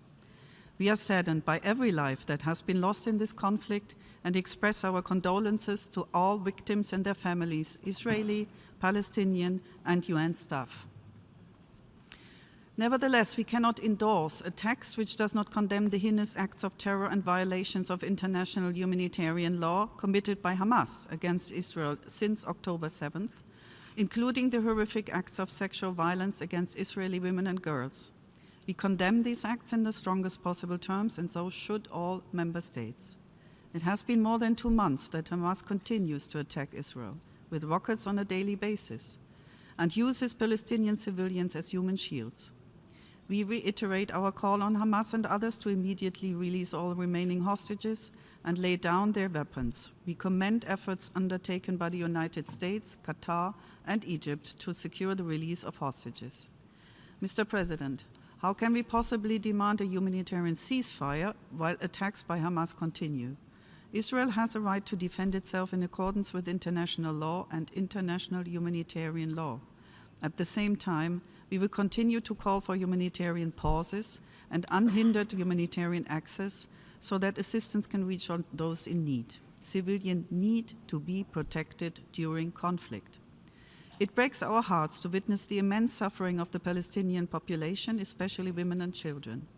Germany supports the UN Secretary-General's efforts to act to mitigate a humanitarian catastrophe in Gaza and the collapse of the humanitarian system. We will continue to do our utmost to help alleviate the suffering of the civilian population in Gaza, including by supporting humanitarian relief efforts. We will remain committed to supporting the Palestinian people now and in the future. Mr. President, we regret that the resolution before us does not acknowledge Hamas' primary responsibility for starting this terrible conflict with its horrific attack on 7th of October. It is against this backdrop that Germany abstained in today's vote. Mr. President, in the UN we speak the language of international law, of humanity, of peaceful coexistence. This is what unites us. We all must step our efforts to work towards a meaningful peace process, allowing both Israelis and Palestinians to live side by side in peace and security in two independent states and in secure borders. I thank you. I thank the representative of Germany, and I now invite the Republic of Korea to take the floor. Thank you, Mr. President. The Republic of Korea voted in favor of the amendment proposed by Austria, as the language clarifies Hamas and other groups that are holding the hostages. We also voted in favor of the amendment proposed by the United States, as the language clearly condemns the terrorist attacks by Hamas on the 7th of October and the taking of hostages. Thanks to the testimonies by hostages released during the recent 7-day pause, we learned more details about the horrific terrorist attacks by Hamas. We once again condemn in the strongest terms the heinous terrorist attacks by Hamas against Israel and urge immediate release of all the remaining hostages. We believe that Israel has the right and the duty to protect itself and its citizens. But irrespective of nationality, gender, age, ethnicity, or faith, all civilians must be protected. We urge all parties to take measures to protect civilians in accordance with their obligations under the international humanitarian law. Therefore, we voted in favor of the resolution proposed by Egypt, considering that an extended humanitarian pause that can be durably maintained is essential to save the lives of Palestinian civilians and hostages in Gaza. The current humanitarian situation is calamitous, and we need time to save civilian lives and guarantee full, rapid, safe, and unhindered humanitarian access for civilians in Gaza. Far too many civilian lives have been lost, and those alive are also suffering from the lack of requisite humanitarian assistance and essential services.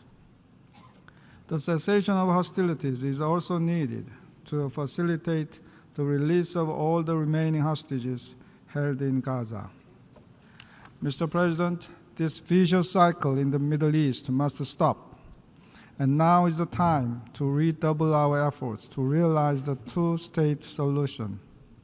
Sustainable peace in the region can only be achieved through sincere negotiations based on the two-state solution, with both Israelis and Palestinians living side by side in peace within secure and recognized borders consistent with international law and relevant UN resolutions. We hope the UN can speak with one voice to this end. As an incoming Security Council member, the Republic of Korea is determined to help achieve the common aspiration of the world for peace in the Middle East. I thank you, Mr. President.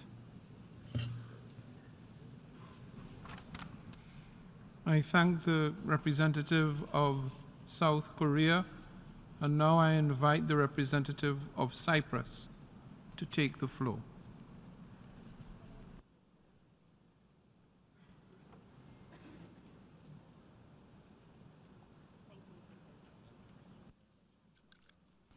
Thank you, Mr. President. This emergency special session has been called due to the alarming humanitarian situation in Gaza. Mr. President, we unequivocally reject and condemn the inconceivable terrorist attacks by Hamas that commenced on 7th October, as well as the deplorable taking of hostages. We demand the immediate and unconditional release of all hostages held, as well as ensuring immediate humanitarian access to them. To this end, we supported the respective amendments because this crisis was not born in a vacuum. We deeply regret that these amendments did not pass. Mr. President, the end of November humanitarian pause allowed for the release of some of the hostages held by Hamas and other terrorist groups, and for greater loads of emergency relief to enter into Gaza. However, many of the hostages still remain captive, and the colossal humanitarian needs in Gaza are increasing by the hour. It is for this reason that we voted in favor of this resolution. Palestinian and Israeli civilians must be protected in accordance with international humanitarian law. International law, including international humanitarian law, must be fully respected. We are also working with partners towards ensuring humanitarian assistance enters Gaza via a dedicated one-way maritime corridor. Given the gravity of the humanitarian crisis, we hope to complement current routes primarily through Rafah to assist in alleviating the suffering. Mr. President, ultimately, the only way forward is reviving the Middle East peace process on the basis of a two-state solution in line with the UN resolutions.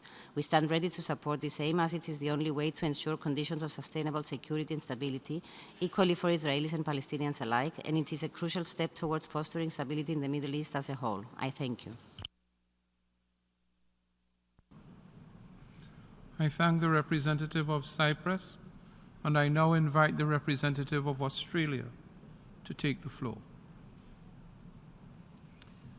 Mr. President, Australia appreciates the Arab group bringing forward this resolution. Australia is gravely concerned about the dire humanitarian situation in Gaza. Human suffering is widespread and unacceptable. Civilians who fled northern Gaza are now being pushed further south, and as the conflict spreads south, there are increasingly few safe spaces to go. The world has witnessed a harrowing number of civilian deaths, including children. This must not continue.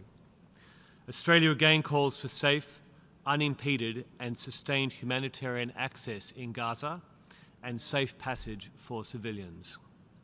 We acknowledge the gravity of the Secretary-General's invoking Article 99. Australia welcomed the humanitarian pause agreed by the parties in November and brokered by the United States, Egypt and Qatar. This resolution, calling for an immediate humanitarian ceasefire, is the world urging these pauses be resumed so urgent humanitarian aid can flow. Australia is part of that call, and we support this resolution. We see such pauses as critical steps on a path to a sustainable and permanent ceasefire. But such a ceasefire cannot be one-sided. Australia also supported the amendments proposed by Austria and the United States because we believe this resolution should have gone further by unequivocally condemning Hamas as the perpetrators of the 7 October attack on innocent Israeli civilians. That terrorist attack precipitated this crisis. This critical fact should be clearly recorded in this place.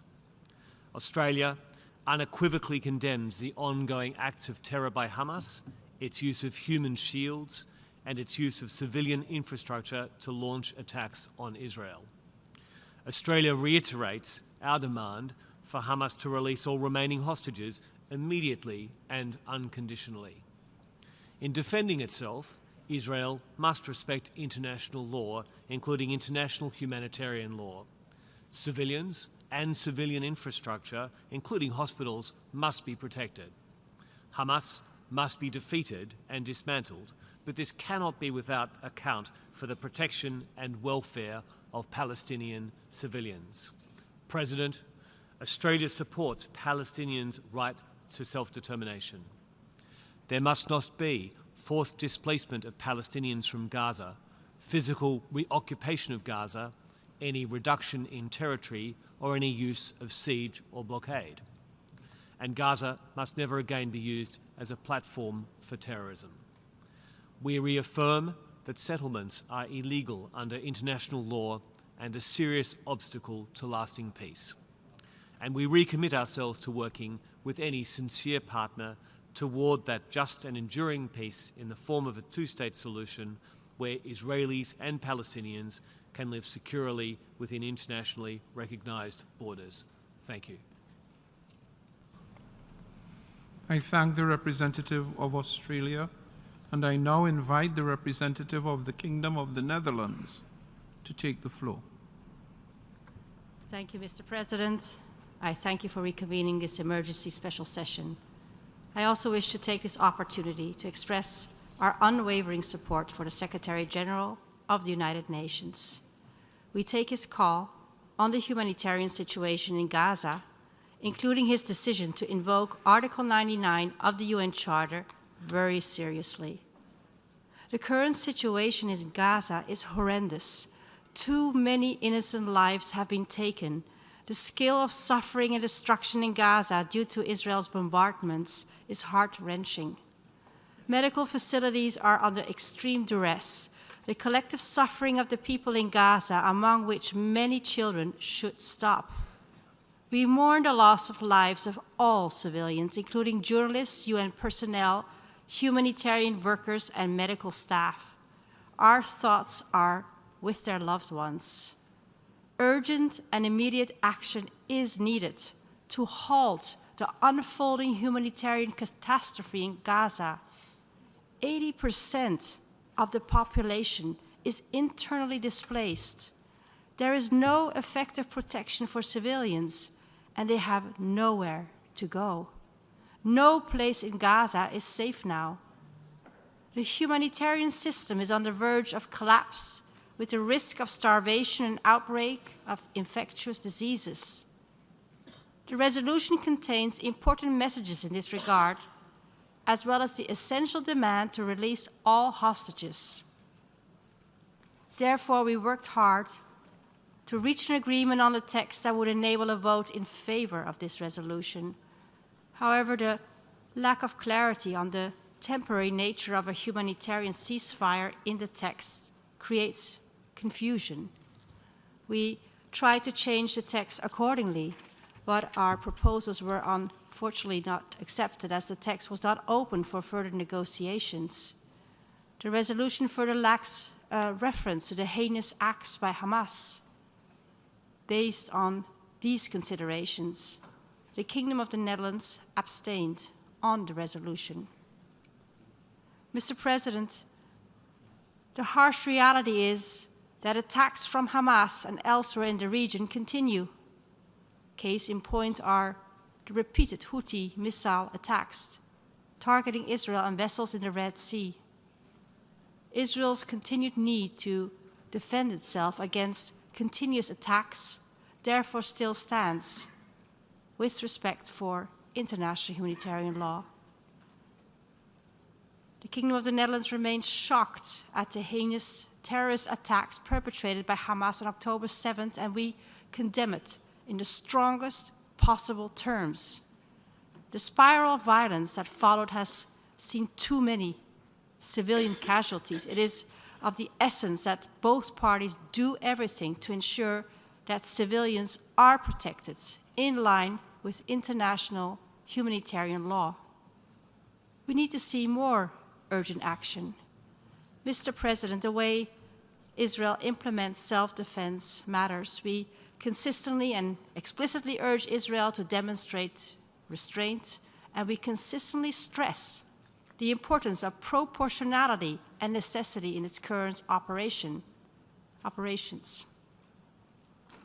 In that light, we expect of Israel, one, that it does everything to ensure that civilians are protected. This is an obligation and a necessity. Two, to ensure that direct and unhindered humanitarian assistance gets to the people of Gaza. This is an obligation under international law. Now that the fighting has resumed and needs in Gaza are escalating, decreasing aid influx is unacceptable.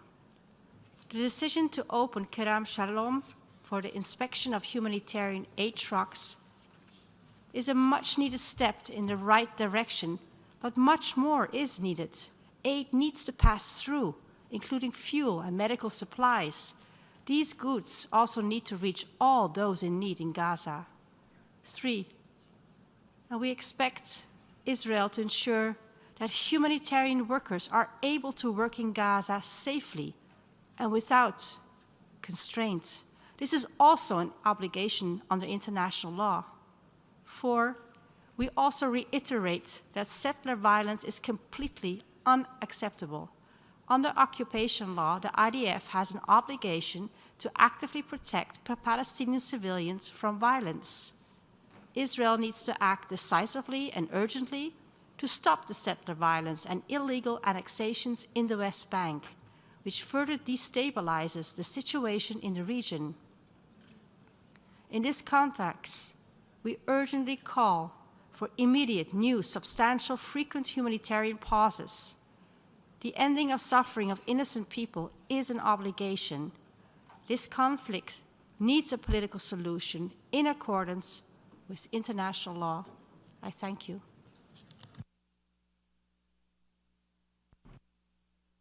I thank the representative of the Kingdom of the Netherlands, and I now invite the representative of the Islamic Republic of Iran to take the floor. In the name of God, the compassionate, the merciful. Mr. President, the situation before us is quite clear.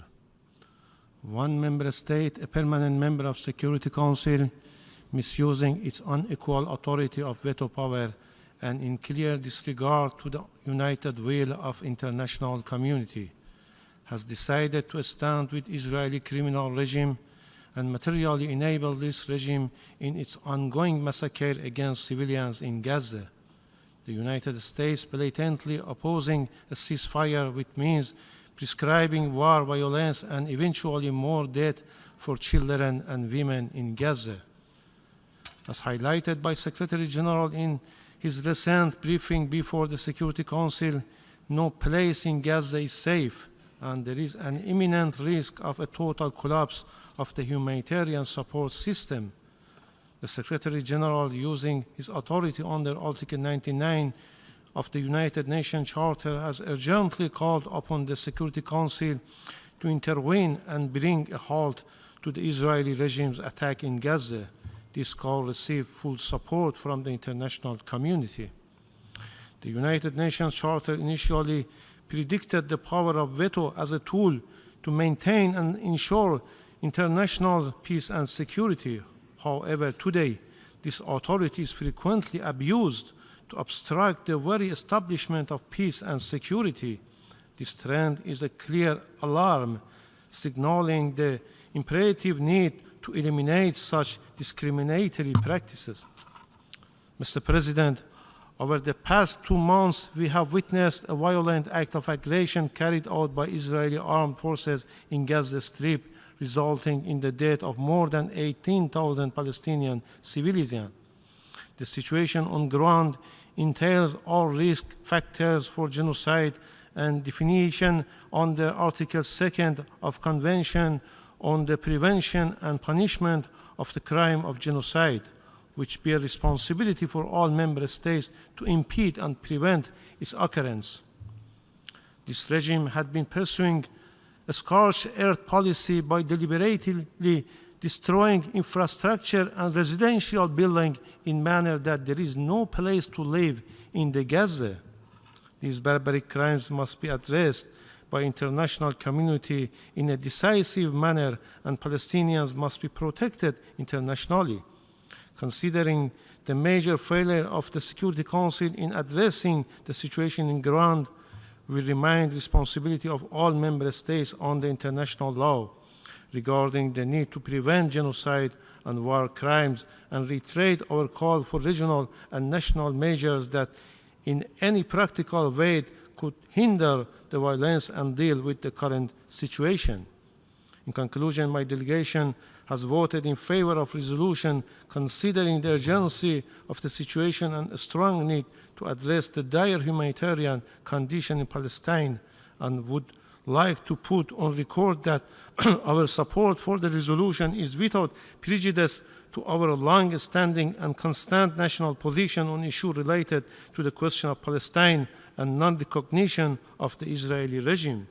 Today's vote by the General Assembly is a victory for blood of brave martyrs of the Gaza over the Israelis' war machine, and clearly indicate international will. I thank you, Mr. President. I thank the distinguished representative of Islamic Republic of Iran. I now give a floor to distinguished representative of Slovenia. Thank you, Mr. President. Mr. President, Slovenia co-sponsored the resolution presented in the Security Council, and we followed suit today in the General Assembly. We voted in favor of the resolution, and we also supported the amendments which, in our view, would contribute to more accurately reflecting the complex situation on the ground.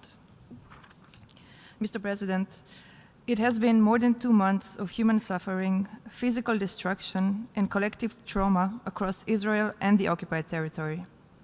Words seem to have been said in vain as we continue to observe one of the darkest hours for this organization unfolding in front of our eyes. I would like to focus on 3 elements which brought us here today: the letter by the Secretary General, the letter by UNRWA Commissioner General, and the veto cast in the Security Council. Firstly, I wish to express our firm support to the Secretary General and the United Nations in their efforts to prevent further deterioration of an already dire situation on the ground. The scale of killing, suffering, and destruction reported have been a clear testament that at this stage only one step is sufficient: a declaration of a humanitarian ceasefire. Let us be clear.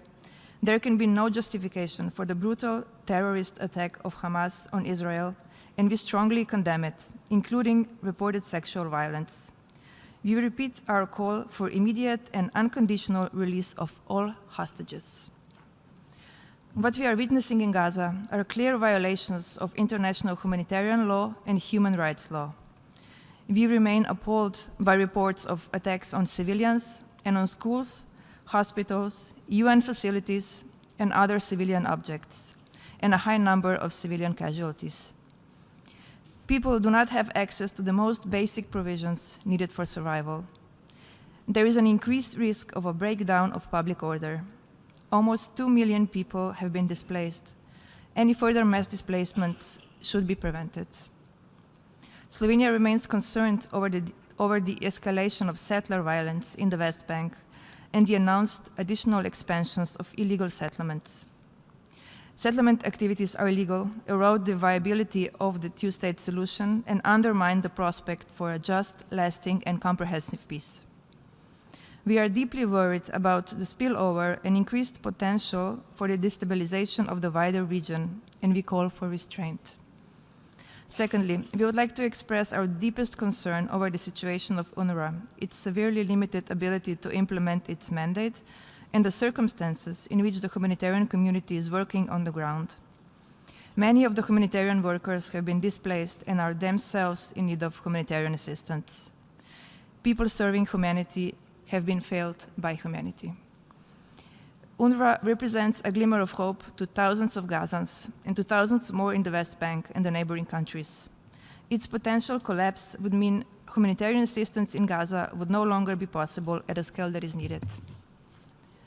Slovenia commends the work of humanitarian agencies and their personnel in Gaza, who continue to provide assistance and protection to the people, often at a great sacrifice, paying the ultimate price with their own lives. We express our condolences over the high number of victims among the UNRWA staff. Thirdly, we deeply regret the inability of the UN Security Council to address this situation. While recognizing efforts of many countries engaging in diplomacy on the ground and commending the adoption of the Resolution 2712, we must note that the Secretary General has clearly stated that current conditions are making it impossible for meaningful humanitarian support on the ground.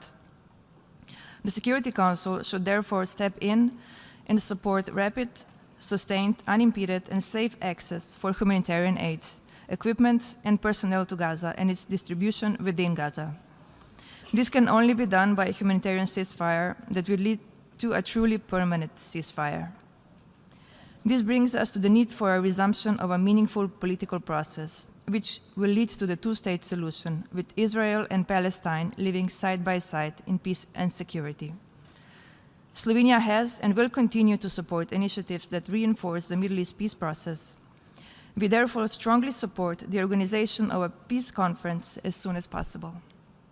To conclude, We would like to thank both the Secretary General and the UNRWA Commissioner General and many other parts of the UN system for conveying clear messages to the membership. Never again is now. And this is why Slovenia clearly supports the call for a humanitarian ceasefire. I thank you. I thank the distinguished representative of Slovenia. I now give a floor to distinguished representative of New Zealand. Thank you, Mr. President. New Zealand welcomes the adoption of today's resolution. In relation to the amendments put forward by the United States and Austria, we wish to register our disappointment that they did not pass. The amendments would have introduced elements which New Zealand felt would have benefited the resolution and which remain important to New Zealand's position on this terrible conflict. New Zealand has consistently acknowledged Israel's right to defend itself against Hamas's terrorist attacks. We unequivocally condemn these attacks and reiterate that all remaining hostages being held by Hamas must be released immediately and unconditionally. In defending itself, Israel must respect international law, including international humanitarian law. Civilians and civilian infrastructure, including hospitals, must be protected. New Zealand is gravely concerned about the impact of this conflict on civilians. The loss of life and level of suffering in Gaza is utterly devastating. Over 1 million people with nowhere to go, outbreaks of disease, and overwhelming challenges with nutrition, sanitation, and overcrowding. There is simply not enough water, food, fuel, and shelter. Critical humanitarian assistance must get to those who need it. The sick and injured must be cared for without risk of attack. The basics for survival must not be used or withheld as weapons of war. We thank the Secretary General and the United Nations and humanitarian staff for their leadership, especially those working on the ground in enormously difficult circumstances and under significant constraints. We are distressed that the effective delivery of humanitarian aid in Gaza is now almost impossible. Ensuring meaningful humanitarian access is critical. It is a key requirement of international humanitarian law, particularly the Fourth Geneva Convention. We call on Israel to facilitate the necessary access immediately to alleviate the plight of civilians in Gaza. Last week, the Secretary General sounded the loudest possible alarm over this crisis. We must answer his call.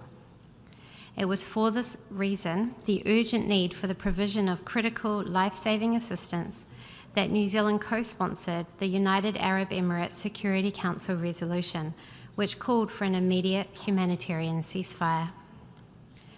We are deeply disappointed that the casting of a veto yet again prevented the Security Council from agreeing on a response to a pressing crisis.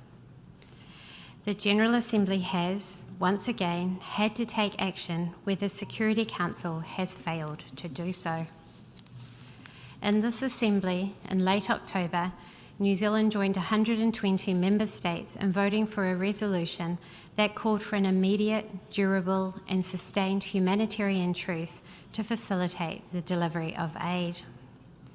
Today's General Assembly resolution has the same objective: the fighting to stop and civilians to be protected. Therefore, New Zealand once again supported this call and voted for this resolution.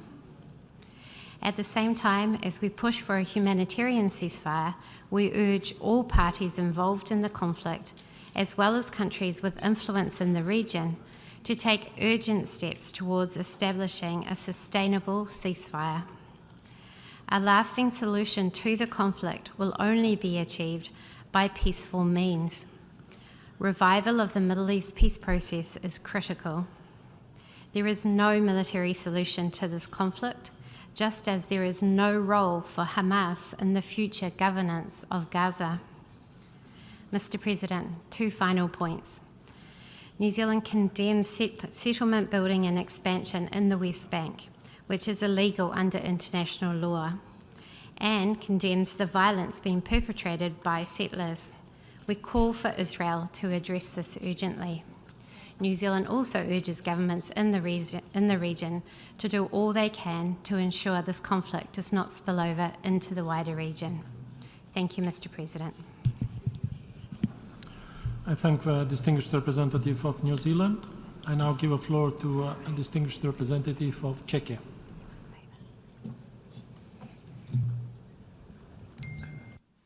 I thank you, Mr. President, and let me start by stating unequivocally that Czechia grieves for every civilian life lost in the ongoing conflict, and we will continue to do so. The humanitarian situation in Gaza deeply troubles us, and we appreciate the collective efforts to protect civilians and alleviate their suffering. To that end, we welcome most aspects of this General Assembly resolution as a genuine attempt to address the current situation in the Middle East. But in the context of this emergency special session, the primary task of the General Assembly is the maintenance of international peace and security. This is not possible without addressing not only the issues related to the legal framework for the conduct of war, but also the conditions under which states may resort to the use of force. Regrettably, this resolution fails to condemn the unspeakable atrocities committed by Hamas on the 7th of October. The events of that day leave no room for excuses or justifications. The horrific terrorist attack by Hamas resulted in the tragic loss of countless lives spanning various nationalities.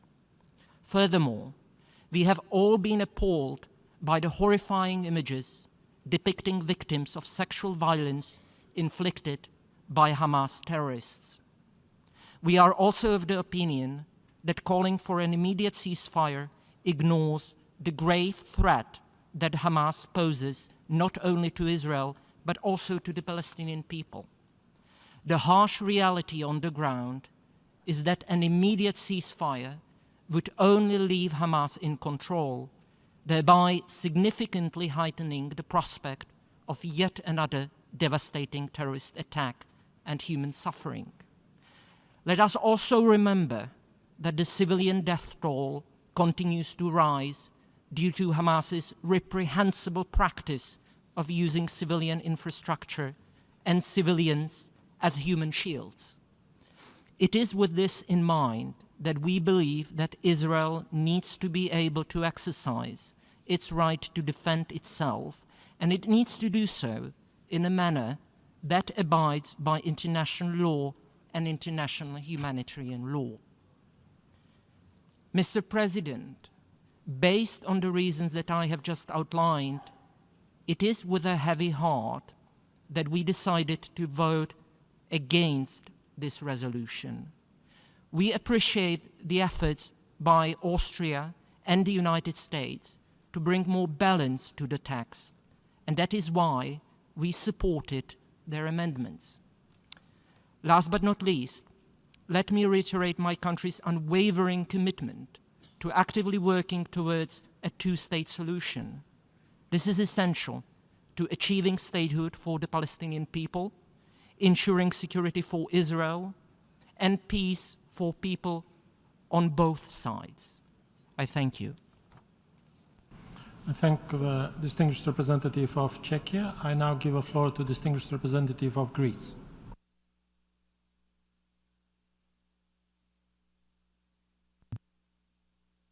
Mr. President, Greece expresses deep concern about the grave humanitarian situation in Gaza, where we are unfortunately witnessing a rapid deterioration of the conditions on the ground. High priority right now should be to address the humanitarian urgency so that sufficient aid can be delivered to the civilian population through safe passages and by means of humanitarian pauses. Humanitarian needs must be addressed so as to sustain Palestinians in Gaza, give them the prospect of reconstruction, and avoid forced displacement from Gaza. We remind Greece's principled position that Israel has the right to defend itself while at the same time complying with international humanitarian law. We should not lose sight of the Hamas responsibility, its terrorist attack of October 7th, and its taking of Israeli hostages. We regret that the text does not condemn terrorism and does not mention that the hostages were taken and are held by Hamas. That is why we have co-sponsored the amendments proposed by Austria and US. We would have preferred a resolution that ideally reflected those elements. However, considering the present critical humanitarian circumstances, we have decided to vote and voted in favor of this resolution. I thank you. I thank the distinguished representative of Greece. I now give a floor to distinguished representative of Canada. Thank you very much, Mr. Vice President. We mourn, like everyone in this assembly, every Israeli and Palestinian innocent life which has been lost in this conflict, and we express our profound condolences to all families and communities affected by the terrible violence. Canada continues to unequivocally condemn Hamas's brutal terrorist attacks against Israel on October the 7th, including the sexual and gender-based violence and the killing, the maiming, and the abduction of civilians. We also continue to call for the immediate and unconditional release of all remaining hostages and demand that they be treated humanely in accordance with international law. We iterate the call for the facilitated departure of all foreign nationals in Gaza, including Canadians trying to leave Gaza. We recognize Israel's right to defend itself. In defending itself, Israel must respect international humanitarian law. Civilians and civilian infrastructure must be protected. We are alarmed at the diminishing safe space for civilians in Gaza. The price of defeating Hamas cannot be the continuous suffering of Palestinian civilians. Canada remains deeply concerned by the humanitarian crisis and its severe impacts on Palestinian civilians, especially women and children. The ongoing humanitarian crisis has weighed heavily in Canada's decision to support this resolution. La récente pause dans les hostilités a permis la libération de plus de 100 otages et un meilleur accès humanitaire aux civils palestiniens touchés. Le Canada regrette que cette pause n'ait pas pu être prolongée et continue de demander que les Palestiniens de Gaza reçoivent le carburant, l'eau et l'aide humanitaire dont ils ont tant besoin. À cette fin, le Canada soutient le cessez-le-feu humanitaire mentionné dans cette résolution, car il s'agit d'une mesure nécessaire pour protéger les civils, permettre à une aide humanitaire beaucoup plus importante d'entrer dans la bande de Gaza et permettre aux ressortissants étrangers de quitter Gaza, y compris les Canadiens et Canadiennes. Hamas must release all hostages, stop using Palestinian civilians as human shields, stop intentionally occupying civilian sites for terrorist purposes, and lay down its weapons.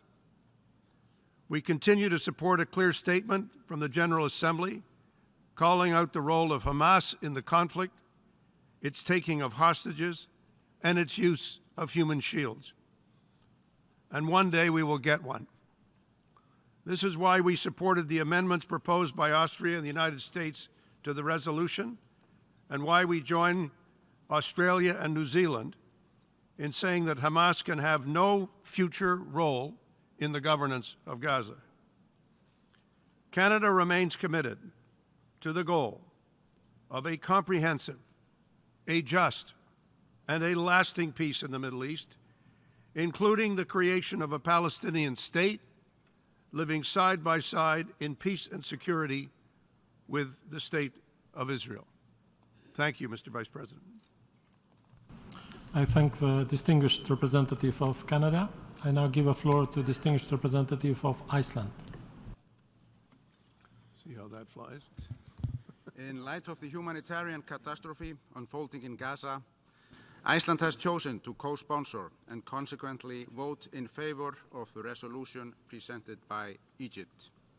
Following a much-needed humanitarian pause, the resumption of hostilities has resulted in full-scale escalation of the conflict. Once again, innocent civilians trapped in unbearable conditions bear the brunt of this conflict, and the civilian death toll is unacceptable. However, we regret that the two proposed amendments presented by Austria and the United States, acknowledging the brutal and indiscriminate terrorist attack by Hamas on 7th of October and their leading part in the taking of hostages, were not passed. There can be no justification for terrorism. Recognizing Hamas's part in the ongoing conflict does not contradict our strong and urgent call for an immediate and sustained humanitarian ceasefire, full compliance with international law by all parties, protection of civilians, immediate release of hostages, and the timely and sufficient provision of humanitarian aid. Iceland supports the Secretary General's appeal for a decisive action by the Security Council, invoking Article 99, and was one of the 102 UN member states that co-sponsored the draft resolution last Friday.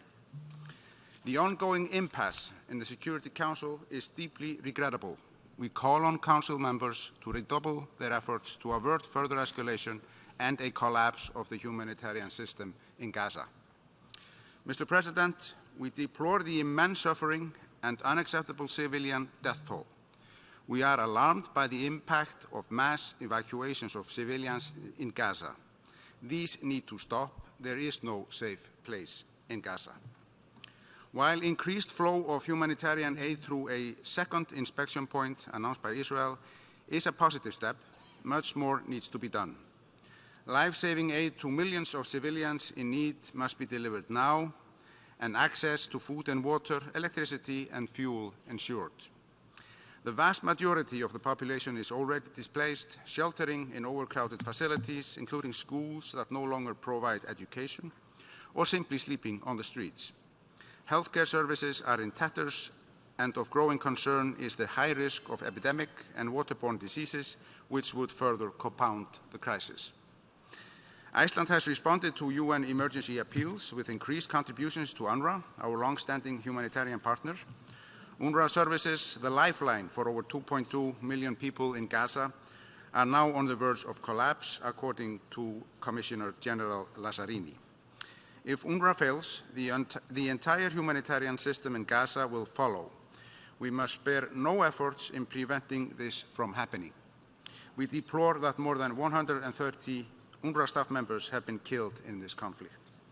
Iceland has condemned in the strongest possible terms the brutal and indiscriminate terrorist attacks by Hamas 2 months ago. We have repeatedly called for the immediate and unconditional release of all hostages, as the resolution we have just adopted rightly does. All parties to this conflict must adhere to their obligations under international humanitarian law. Breaches thereof must be carefully investigated, including of sexual violence. Mr. President, the Secretary General has rightly raised the alarm of further escalation of this conflict. Its consequences are being felt throughout the region and beyond. Across the world, people are calling for the hostilities to end. So did the Icelandic Parliament in a unanimous resolution on November the 9th.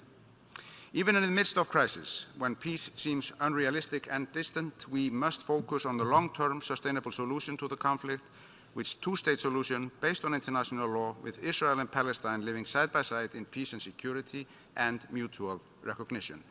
The cycle of violence must stop. I thank you, Mr. President. I thank the distinguished representative of Iceland. I now give the floor to distinguished representative of Switzerland. Merci, Monsieur le Président. La Suisse a voté oui à la résolution adoptée par cette Assemblée aujourd'hui.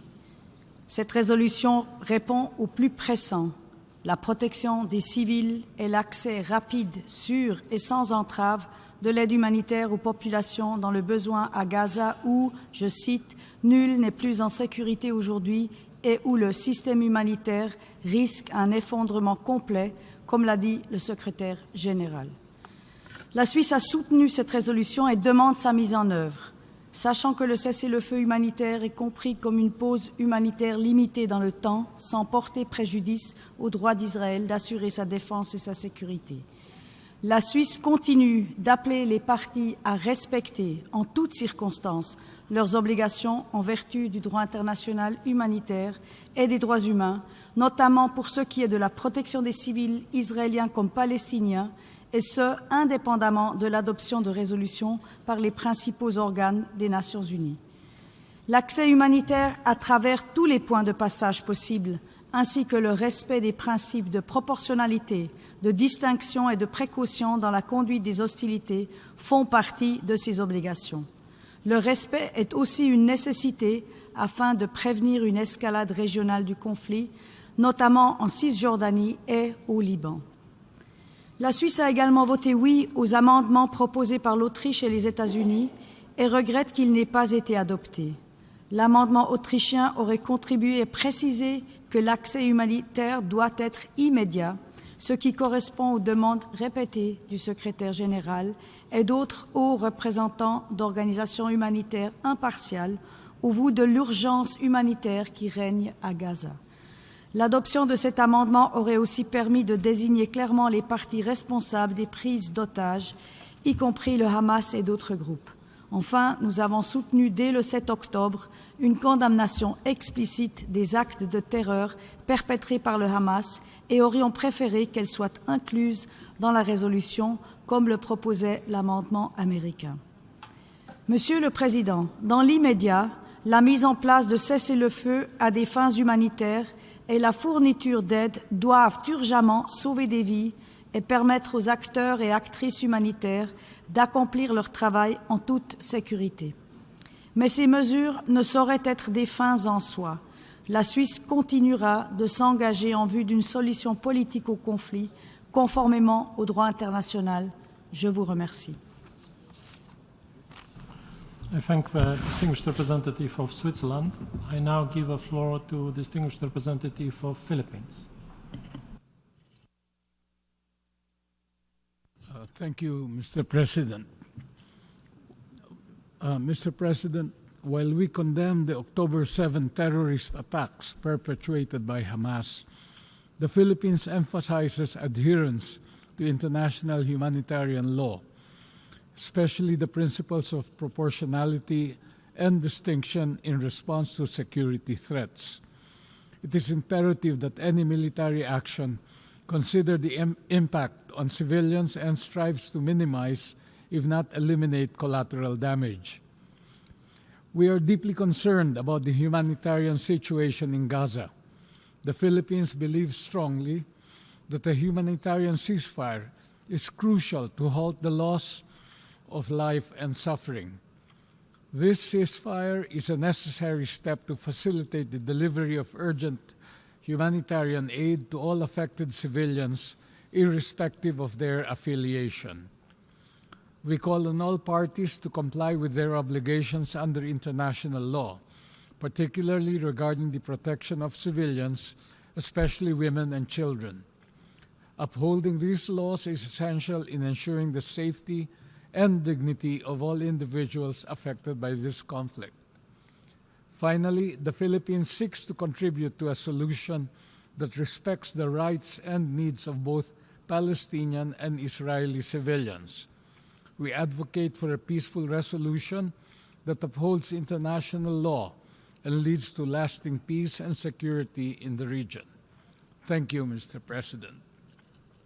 I thank the distinguished representative of Philippines. I now give the floor to distinguished representative of Sri Lanka. Mr. President, Sri Lanka condemns terrorism in all its forms and manifestations. Similarly, we have condemned the attacks that took place on 7th October. However, the thrust of Resolution L27 just adopted and which Sri Lanka co-sponsored is entitled Protection of Civilians and Upholding Legal and Humanitarian Obligations. It focuses on the UN Secretary General's call invoking Article 99 of the UN Charter, the letter of 7 December by the head of UNRWA. It expresses concern at the humanitarian situation in Gaza, emphasizes the need for the protection of civilians, both Israeli and Palestinian, calls upon all parties to exercise maximum restraint, demands an immediate ceasefire, the unconditional release of hostages held by all parties, and reiterates the demand for all parties to comply with their obligations under humanitarian law. The resolution L27 does not seek to condemn any party to the conflict or seek to apportion blame on any party. The amendments L28 presented by Austria and L29 presented by the USA seek to apportion blame only on one party. The adoption of either would have diverted the focus of the resolution and made it manifestly imbalanced. Sri Lanka therefore voted against both amendments. Thank you. I thank distinguished representative of Sri Lanka. I now give a floor to distinguished representative of Portugal. Thank you, Mr. President. We welcome the General Assembly resolution adopted today. While deeply disappointed that the use of veto has hindered the Security Council, we must remain seized of the urgency of the situation and continue to press for an immediate humanitarian ceasefire. Today, the General Assembly took a clear stance in demanding full respect for international humanitarian law and the protection of civilian populations, in demanding the unconditional and immediate release of hostages and the ensuring of unhindered and sustained humanitarian aid. We sincerely hope that these calls, echoing the ones timely made by the Secretary-General of the United Nations and other representatives of the UN system, will be heeded.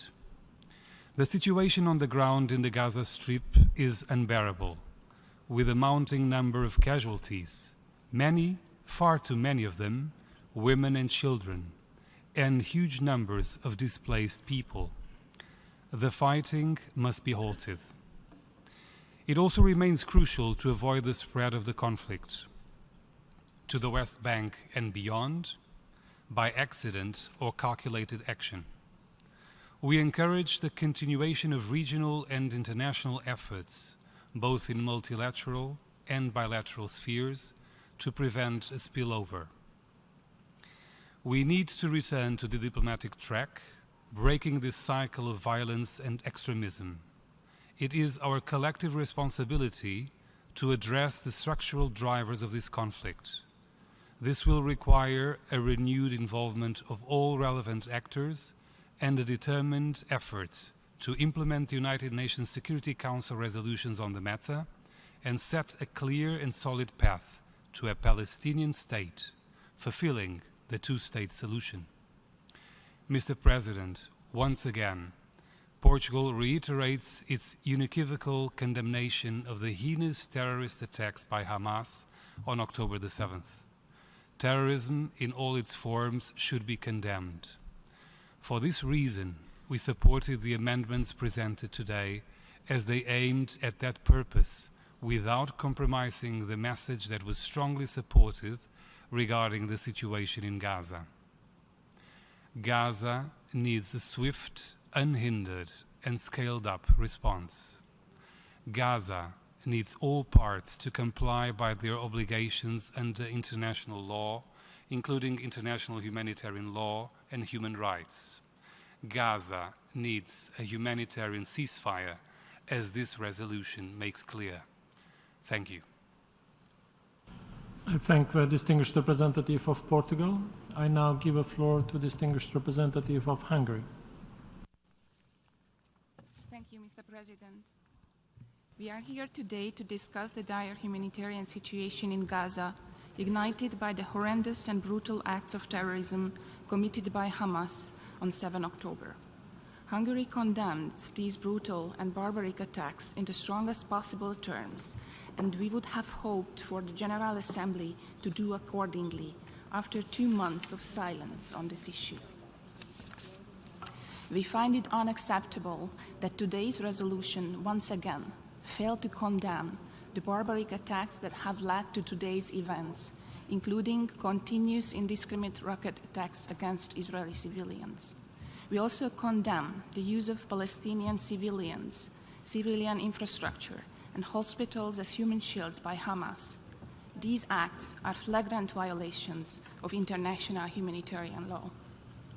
In face of such violent terrorist attacks, Hungary strongly emphasizes Israel's inherent right to defend itself in accordance with international law and international humanitarian law. All parties must uphold and respect their obligations under international humanitarian law. All civilian life matters equally. In this vein, we recall the resolution adopted by the Security Council calling for urgent and extended humanitarian pauses and corridors throughout the Gaza Strip, and recalling all parties' obligation to act in compliance with international humanitarian law, notably with regard to the protection of civilians, especially children. We welcome that finally 2 months after 7 October attacks, the General Assembly is now calling for the release of the hostages held by Hamas. We once again call on Hamas and other terrorist groups within Gaza to release all remaining hostages immediately and without precondition, cease hostilities, and spare all civilians from further suffering. We recall that there are Hungarian citizens who are also being held hostage by the terrorists. It is crucial that the ICRC is granted access to the hostages, and thereby humanitarian assistance and medical support reaches those held in captivity as well. Taking hostages is a grave violation of international humanitarian law. Mr. President, immediate, safe, sustainable, and unhindered delivery of humanitarian aid is required through all necessary measures, including humanitarian corridors and pauses for humanitarian needs. Food, water, medical care, fuel, and shelter should be able to reach the most vulnerable, whilst ensuring that such aid is not abused by terrorist organizations. The hostilities are severely impacting hospitals and taking a horrific toll on medical and humanitarian staff, including United Nations personnel. Their safety and security must also be ensured.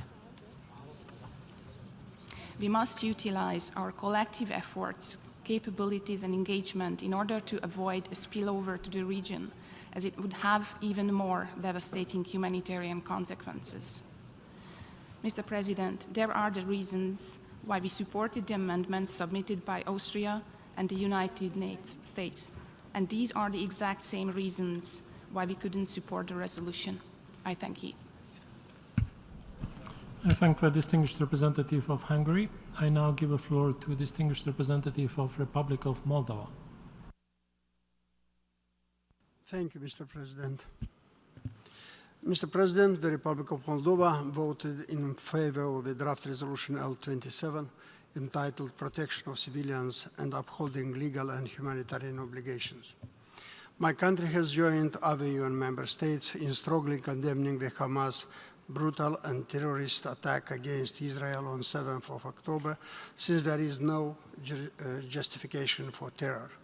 Furthermore, my country recognizes Israel's right to self-defense in accordance with international law, including international humanitarian law. In this respect, Moldova has supported and would have welcomed the inclusion of the amendments proposed by the United States and Austria in the draft resolution. Nevertheless, the urgency of the situation on the ground brought us to support this resolution. We deeply sympathize with all the innocent victims, Israeli, Palestinians, citizens from many other countries, as well as the UN staff members. Palestinian and Israeli civilians population must be protected. All hostages held by Hamas and other groups must be released immediately and unconditionally.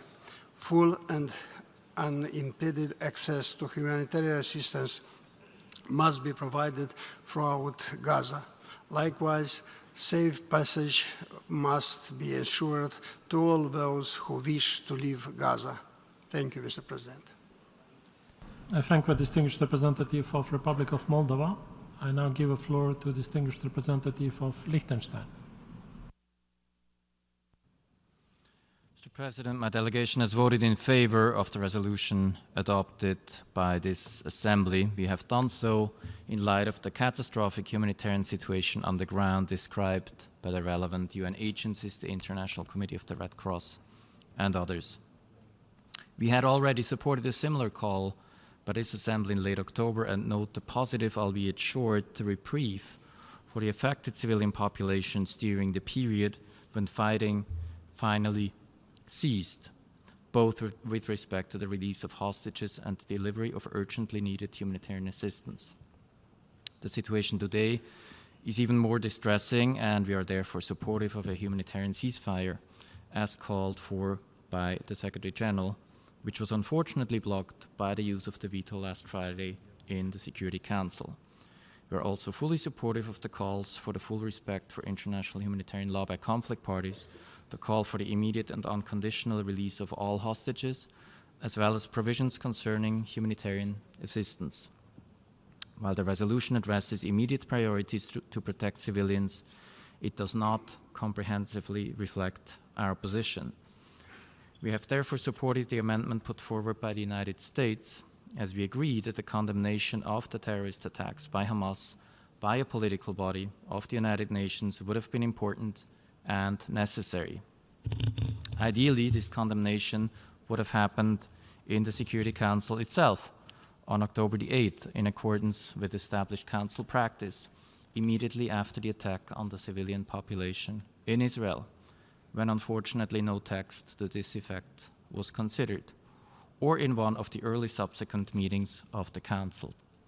Absent that, we have voted for the second time in the emergency special session for an amendment proposal along these lines. Mr. President, the last few weeks have demonstrated the necessity of diplomacy in the face of an unprecedented crisis of the protection of civilians. The progress made in this area between the 24th and the 30th of November came in accordance with the terms of a resolution adopted in the most recent convening of the emergency special session, as well as with those of Council Resolution 2712. We deplore the veto cast on Friday in the Council, which blocked a decision supported by a very clear majority in the Council and in a wider membership as well. We encourage you, Mr. President, as you have done before in meetings resulting from a use of the veto, to produce a summary of this meeting for transmission to the Security Council. Mr. President, we welcome the leadership of Secretary General Guterres and his personal engagement for the protection of civilians. We support his decision to invoke Article 99, highlighted in today's resolution, and hope that this indicates a renewed willingness to use this powerful tool in other situations where warranted. Liechtenstein condemns in the strongest possible terms the heinous terrorist attacks against Israel by Hamas and other groups, and the massive violations of international humanitarian law they have committed. We call again for the unconditional and immediate release of all remaining hostages. We also underline again the need for full, immediate, safe, unhindered, and sustained humanitarian access, and the call for the full respect of international humanitarian law by all parties, and that access is granted to humanitarian organizations to provide the necessary emergency relief. 133 UNRWA staff and many other humanitarian workers have now died in Gaza, the highest number of UN casualties in any operation since the founding of our organization. We condemn deliberate attacks on humanitarian workers and pay tribute to those who have lost their lives while acting to save the lives of others and alleviate suffering in extreme circumstances.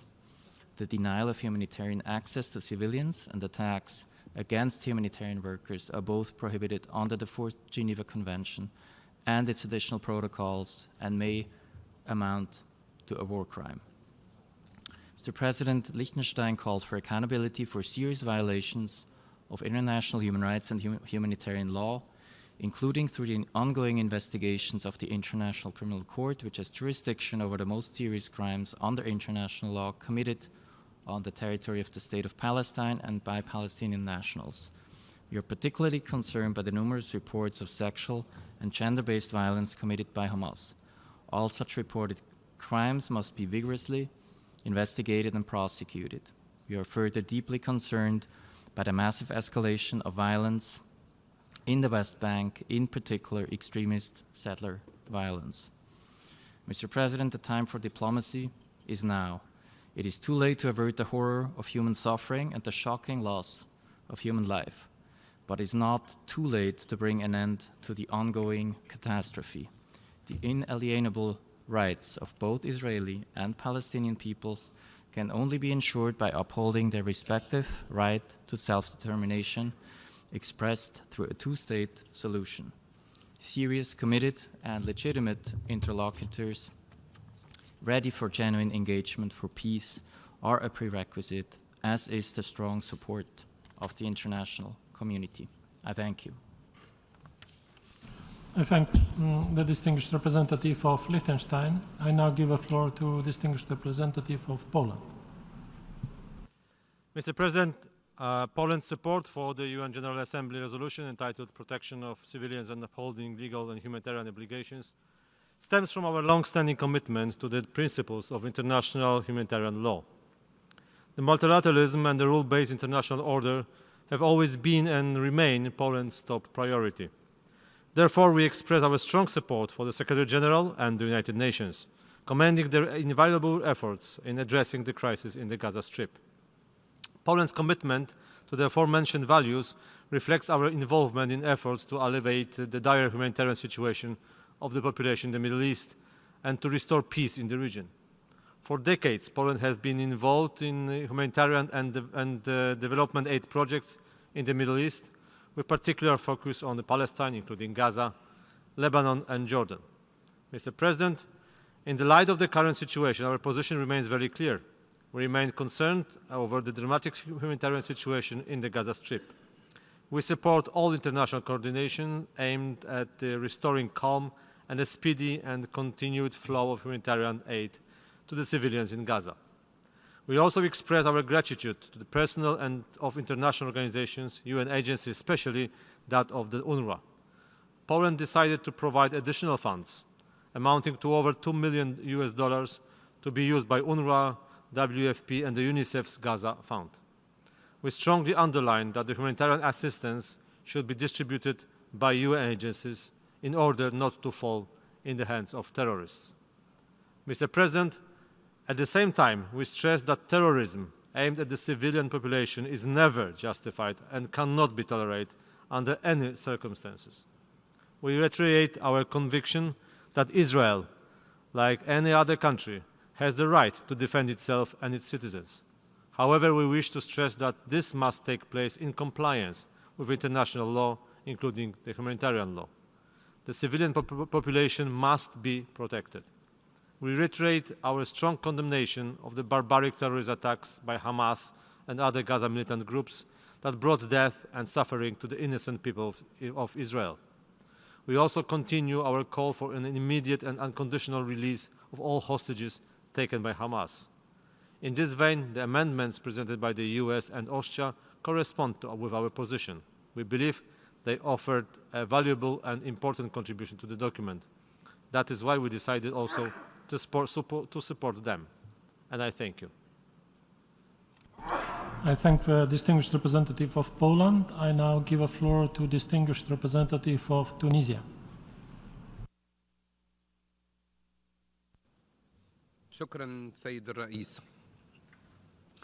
صوتت تونس لصالح هذا القرار باعتبار مطالبته بوقف فوري إنساني لإطلاق النار وإنهاء العدوان الوحشي المتواصل على المدنيين الفلسطينيين في قطاع غزة وبقية الأراضي الفلسطينية المحتلة لأكثر من 60 يوما، بكل ما حملته من مآس إنسانية غير مسبوقة وفظائع وجرائم حرب لقوات الاحتلال ضد الأطفال والنساء والشيوخ والعائلات والمرضى والطواقم الطبية وعمال الإغاثة الإنسانية وموظفي الأمم المتحدة والصحفيين. كنا نتمنى أن يتم اعتماد هذا القرار في مجلس الأمن الذي أثبت مرة أخرى ارتهانه للحسابات السياسية وعجزه الواضح عن تحمل مسؤولياته القانونية والأخلاقية وترميم مصداقيته وصورته. نحيي موقف الأمين العام وتفعيله للمادة 99 من الميثاق، ونجدد مطالبة المجتمع الدولي ومجلس الأمن بتحمل المسؤولية وفرض احترام القانون الدولي والقانون الدولي الإنساني والقانون الدولي لحقوق الإنسان، باعتبار ذلك واجبا وحاجة ملحة وليس خيارا، ومساءلة ومحاسبة قوات الاحتلال على كل ما اقترفته وتقترفه في حق الشعب الفلسطيني من مجازر وجرائم إبادة وتنكيل وسط صمت دولي مريب جعلها تتمادى في عدوانها واستهتارها بكل المواثيق. لا يمكن المساواة بين الضحية والجلاد وبين المحتل والمحاصرين والمهجرين والذين تمارس ضدهم كل أشكال العقاب الجماعي والانتهاكات، فالمدنيون المحتاجون للحماية هم الفلسطينيون الذين تلاحقهم آلة القتل الإسرائيلية في كل مكان، وهم الذين شاهد العالم تنكيل قوات الاحتلال بهم أثناء تهجيرهم بتجريدهم من ملابسهم وتعريضهم لأقصى أشكال الإهانة، وهم الذين يقبع الآلاف منهم منذ عقود أسرى في سجون الاحتلال الذي يواصل إيقافاته التعسفية لآلاف آخرين. من المفارقات أن احتفال المجتمع الدولي بالذكرى 75 للإعلان العالمي لحقوق الإنسان يتزامن مع تواصل هذه المأساة واستمرار التآكل التدريجي للمبادئ التي تحمي كرامة الإنسان وتحترم أبسط حقوقه، وفي مقدمتها الحق في الحياة، الذي يتم الدوس عليه والإمعان في انتهاكه من قبل قوات الاحتلال وتجاهله من قبل من هم مسؤولون عن صونه في مؤسسات العمل متعدد الأطراف. إن الحياة لحظة وموقف، ونحن إزاء هذه اللحظة وأمام ضمائرنا وواجباتنا، حيث لن يغفر التاريخ تهاون المجتمع الدولي في وقف العدوان ووضع حد لمعاناة الشعب الفلسطيني، والسكوت عن قتل أكثر من 18,000 مدني وموت طفل كل 5 دقائق وقصف وتدمير أكثر من 300,000 بيت وتهجير أكثر من 1.5 مليون فلسطيني واستهداف المستشفيات والمدارس ودور العبادة وإفراغ مبادئ القانون الدولي ومنظومة حقوق الإنسان من معانيها. من المهم اعتماد مثل هذا القرار، ولكن من الأهم السهر على تنفيذه وتنفيذ بقية القرارات السابقة، ولذلك نجدد مطالبتنا بتحرك دولي فاعل ومسؤول بعيدا عن سياسات الكيل بمكيالين والمعايير المزدوجة لتوفير الحماية للشعب الفلسطيني ووضع حد لجرائم الاحتلال. ستواصل تونس وقوفها إلى جانب الشعب الفلسطيني ودعمها الثابت والمبدئي لحقه في تقرير المصير والحرية والاستقلال وإقامة دولته المستقلة ذات السيادة على أرض فلسطين وعاصمتها القدس الشريف. شكرا سيد الرئيس.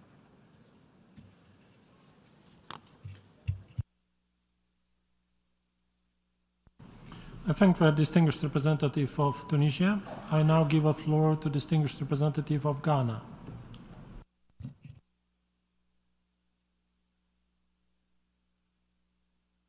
President, Ghana has consistently maintained that the international community has a responsibility to help end the humanitarian catastrophe unfolding in the Gaza Strip. A few days ago, we supported a similar draft resolution in the Security Council towards achieving this objective, and we did same today because we believe it is the right thing to do at this time. We reiterate our condemnation of the unwarranted attacks by Hamas that began on 7th October, and our demand for all hostages to be released unconditionally. We reaffirm our commitment to the two-state solution and express the hope that the current international mediation efforts would help to end the cycle of violence on a permanent basis. I thank you. I thank the distinguished representative of Ghana. I now give the floor to distinguished representative of Italy.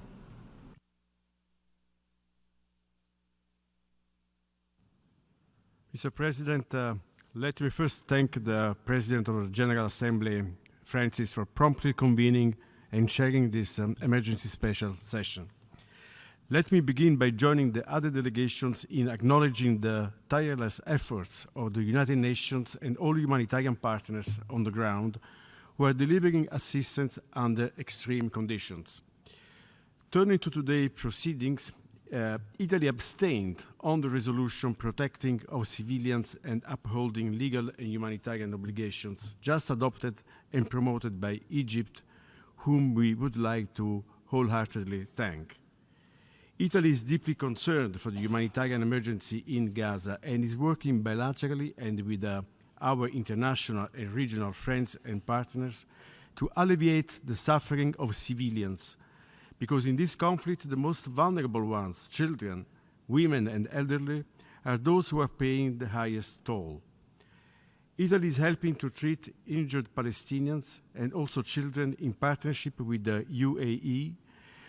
We provided extra assistance to Palestinians through the United Nations agencies. We are in close contact with our close Arab friends and partners in the region to explore ways to achieve a sustainable peace and stability in the region.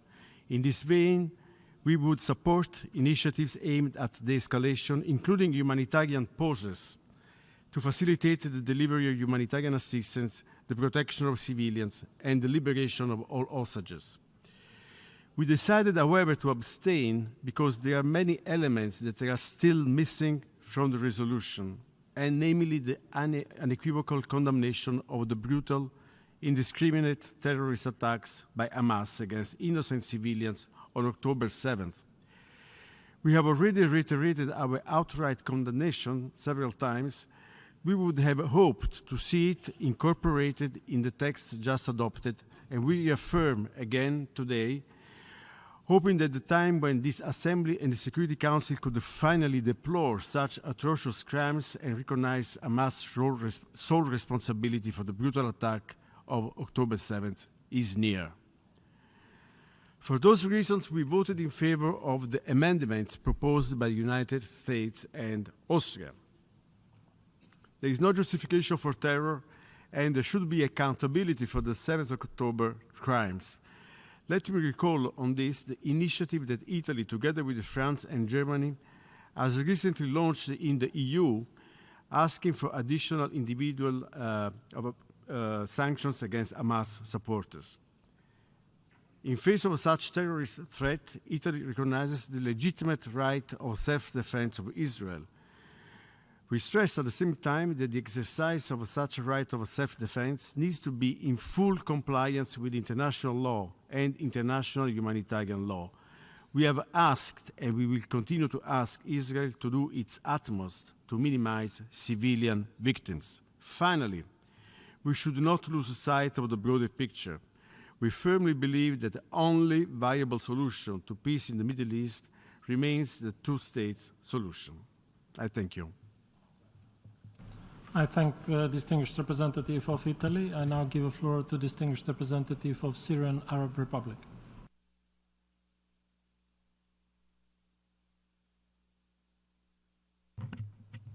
شكرا السيد الرئيس.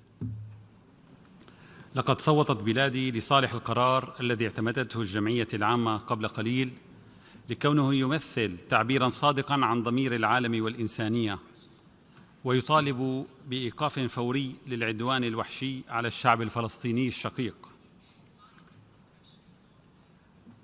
ويجدد وفدي تحفظه على بعض الصياغات الواردة فيه التي قد يفهم منها المساواة بين المحتل الإسرائيلي والشعب الفلسطيني الرازح تحت الاحتلال، بين الجلاد والضحية.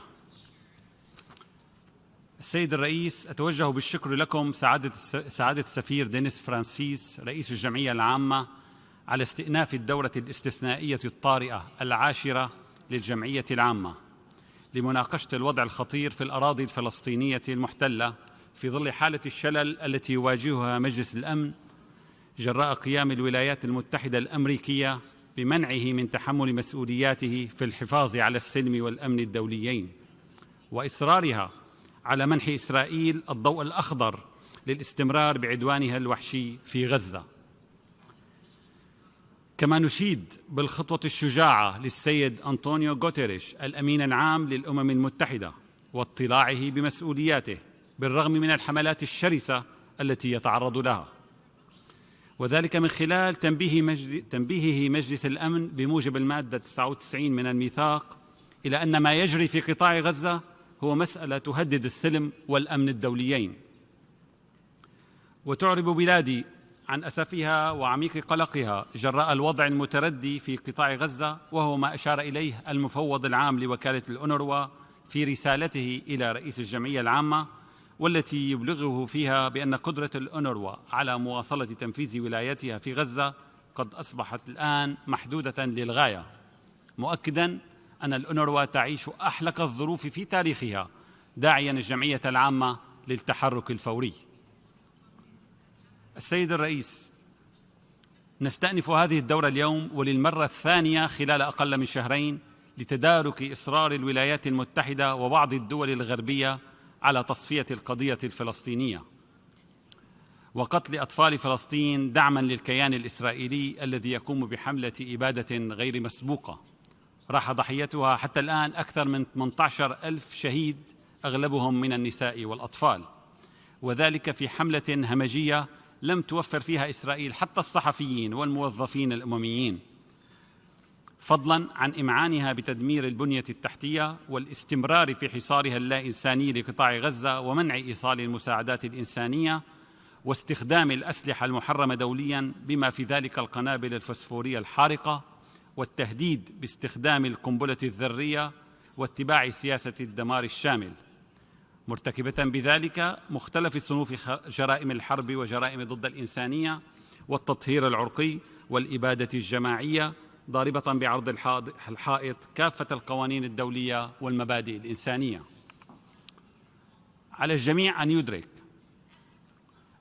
أن ما يجري اليوم في الأراضي الفلسطينية المحتلة لم يبدأ في 7 من تشرين الأول، وإنما بدأ قبل عقود طويلة جراء الإنكار الإسرائيلي المستمر لحق الشعب الفلسطيني في إقامة دولته المستقلة وعاصمتها القدس، وما رافق ذلك من استمرار للاحتلال وإمعان في الممارسات العدوانية منذ العام 1948.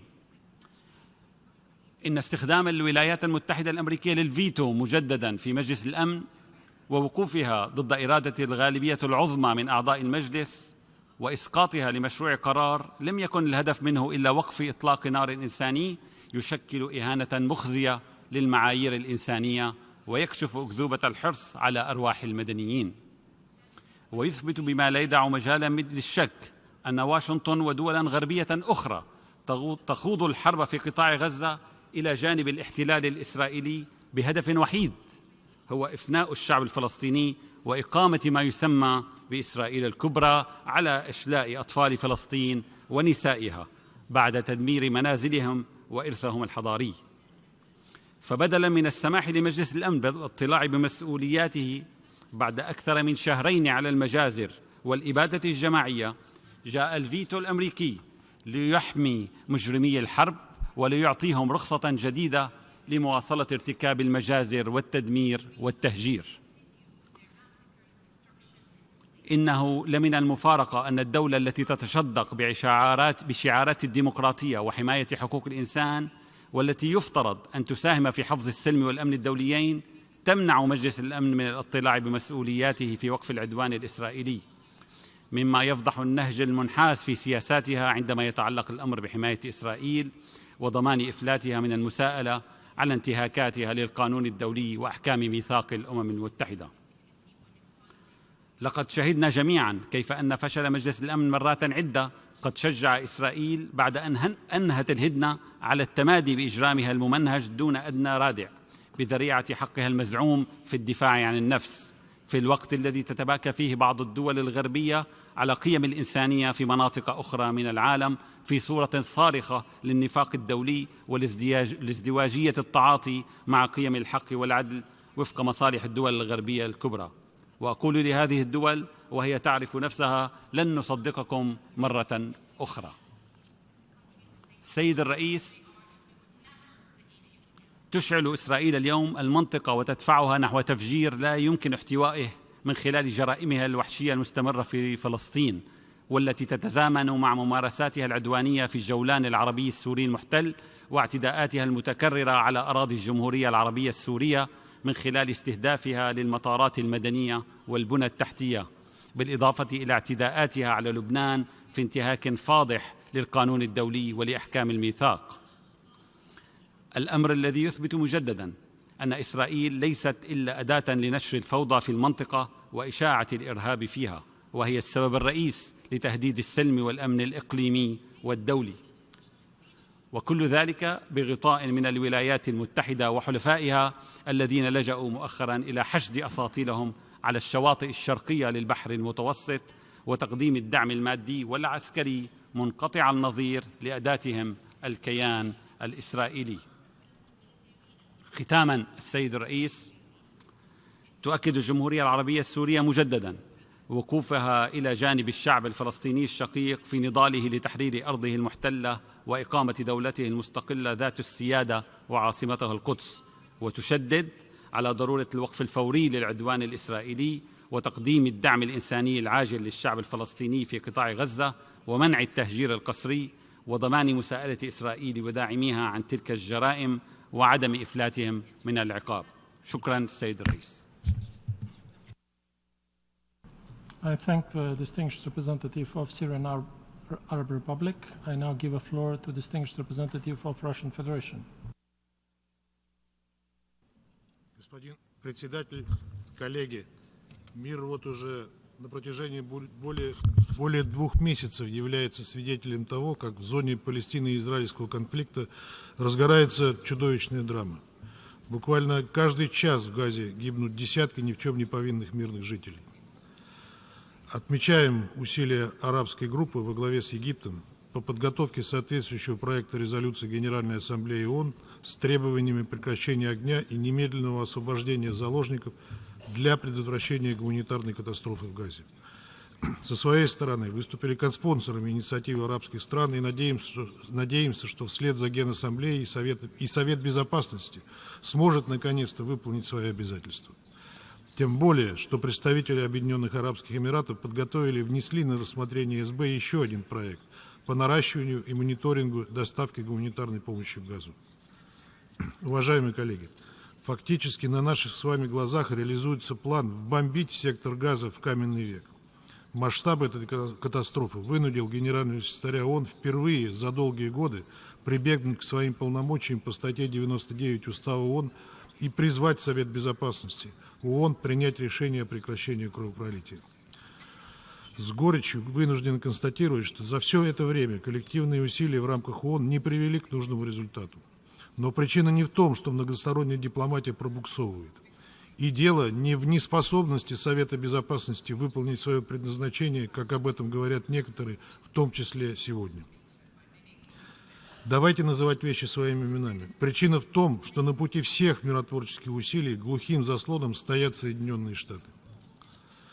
С самого начала США прямо отвергали многостороннюю дипломатию. От американских представителей мы слышали, что пока Вашингтон занимается двусторонней тихой дипломатией на земле, никому не надо в это вмешиваться, чтобы, мол, ему не мешать. Вот главная причина того, что Совет Безопасности ООН за все это время не смог принять никаких решительных мер. Целый ряд его членов предлагал проекты решений по урегулированию ситуации, добросовестно, почти круглосуточно вел по ним напряженные переговоры. ОАЭ, Россия и Китай на постоянной основе запрашивают заседание Совета для обсуждения ситуации в Газе, чего, кстати, ни разу не сделали наши западные коллеги. Россия еще 16 октября предложила самый первый проект о немедленном прекращении огня. Западные делегации его не поддержали. Из-за американского вето не прошел и бразильский проект, набравший достаточную поддержку членов СБ. С тех пор произошло много страшных событий, которые выявили безальтернативность того, о чем мы говорили с самого начала. Однозначного требования к сторонам прекратить боевые действия и насилие. Именно требования, а не просьбы, как и подобает Совету Безопасности. СБ ООН вплотную подошел к такому решению 8 декабря. Вокруг проекта с положением прекращения огня, сформулированного арабской группой и внесенного от имени ОАЭ, сплотилось более 100 соавторов. Короткий, простой и жизненно важный документ, как его охарактеризовали авторы из делегации Объединенных Арабских Эмиратов, содержал также требования гуманитарного доступа и освобождения заложников, то есть подтверждал необходимость полного и неукоснительного соблюдения норм международного гуманитарного права, прежде всего по защите гражданского населения в условиях вооруженного конфликта. Иными словами, текст содержал все то, о чем в своем беспрецедентном обращении в СБ просил генсекретарь. Мы высоко оцениваем усилия Абу-Даби по подготовке и продвижению данного документа, мужественную и последовательную линию эмиратских коллег. В итоге их проект получил поддержку 13 членов Совета Безопасности.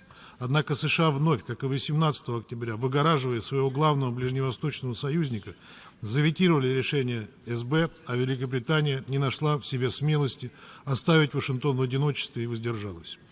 Итог таких шагов англосаксонского тандема – продолжение чудовищного кровопролития, новые тысячи погибших и катастрофические разрушения. Заветировав призыв к прекращению огня, американская сторона фактически выдала лицензию на убийство и теперь несет всю полноту ответственности за каждую новую жертву конфликта в Газе. Делить эту вину с ними остальные члены Совета Безопасности ООН и члены ООН в целом не должны. Уважаемые коллеги, я только что вернулся из поездки ряда членов Совета Безопасности и новых членов СБ на контрольно-пропускной пункт Рафах, организованный ОАЭ и Египтом. Там мы имели возможность пообщаться с местными властями, сотрудниками египетского и палестинского Красного полумесяца, представителями БАПОР и страновой команды ООН, НПО, посетить госпиталь в Эль-Арише и пообщаться по видеосвязи с сотрудниками полевого госпиталя Объединенных Арабских Эмиратов в Газе, побывать на опреснительной станции, построенной Эмиратами на границе с сектором, ну и, естественно, посетить КПП «Рафах». Эта поездка позволила нам лучше представить, что происходит в анклаве. Покалеченные дети в больнице, мать с ампутированными конечностями, потерявшая всю семью, но родившая ребенка, сотни готовых к отправке грузовиков с гумпомощью, которые ждут многочисленных проверок в Египте, Израиле, а потом снова в Египте, а потом по каплям пропускаются в Газу. В секторе ужасающая гуманитарная катастрофа, и с каждым днем-то становится все хуже. Хотя представить, что может быть хуже того, что сейчас, невозможно. Ото всех наших собеседников мы слышали только одно. Необходимо прекращение огня. Необходимо остановить эту бойню. Мне на память приходит блокада Ленинграда нацистами во время Второй мировой войны, которая длилась почти 900 дней и унесла в результате бомбардировок и голода жизни более чем 1 миллиона ленинградцев. Неужели Газе уготована такая же судьба? Невозможно себе представить, что это происходит в наше время. Благодарю вас. I thank the distinguished representative of Russian Federation. We have heard the last speaker in explanation of vote after the vote for this meeting. We shall hear the remaining speakers in explanation of vote after the vote on Friday, 15th of December at 3 p.m. in this hall, to be followed by the resumption of a debate on agenda item 5. The meeting is adjourned. Thank you.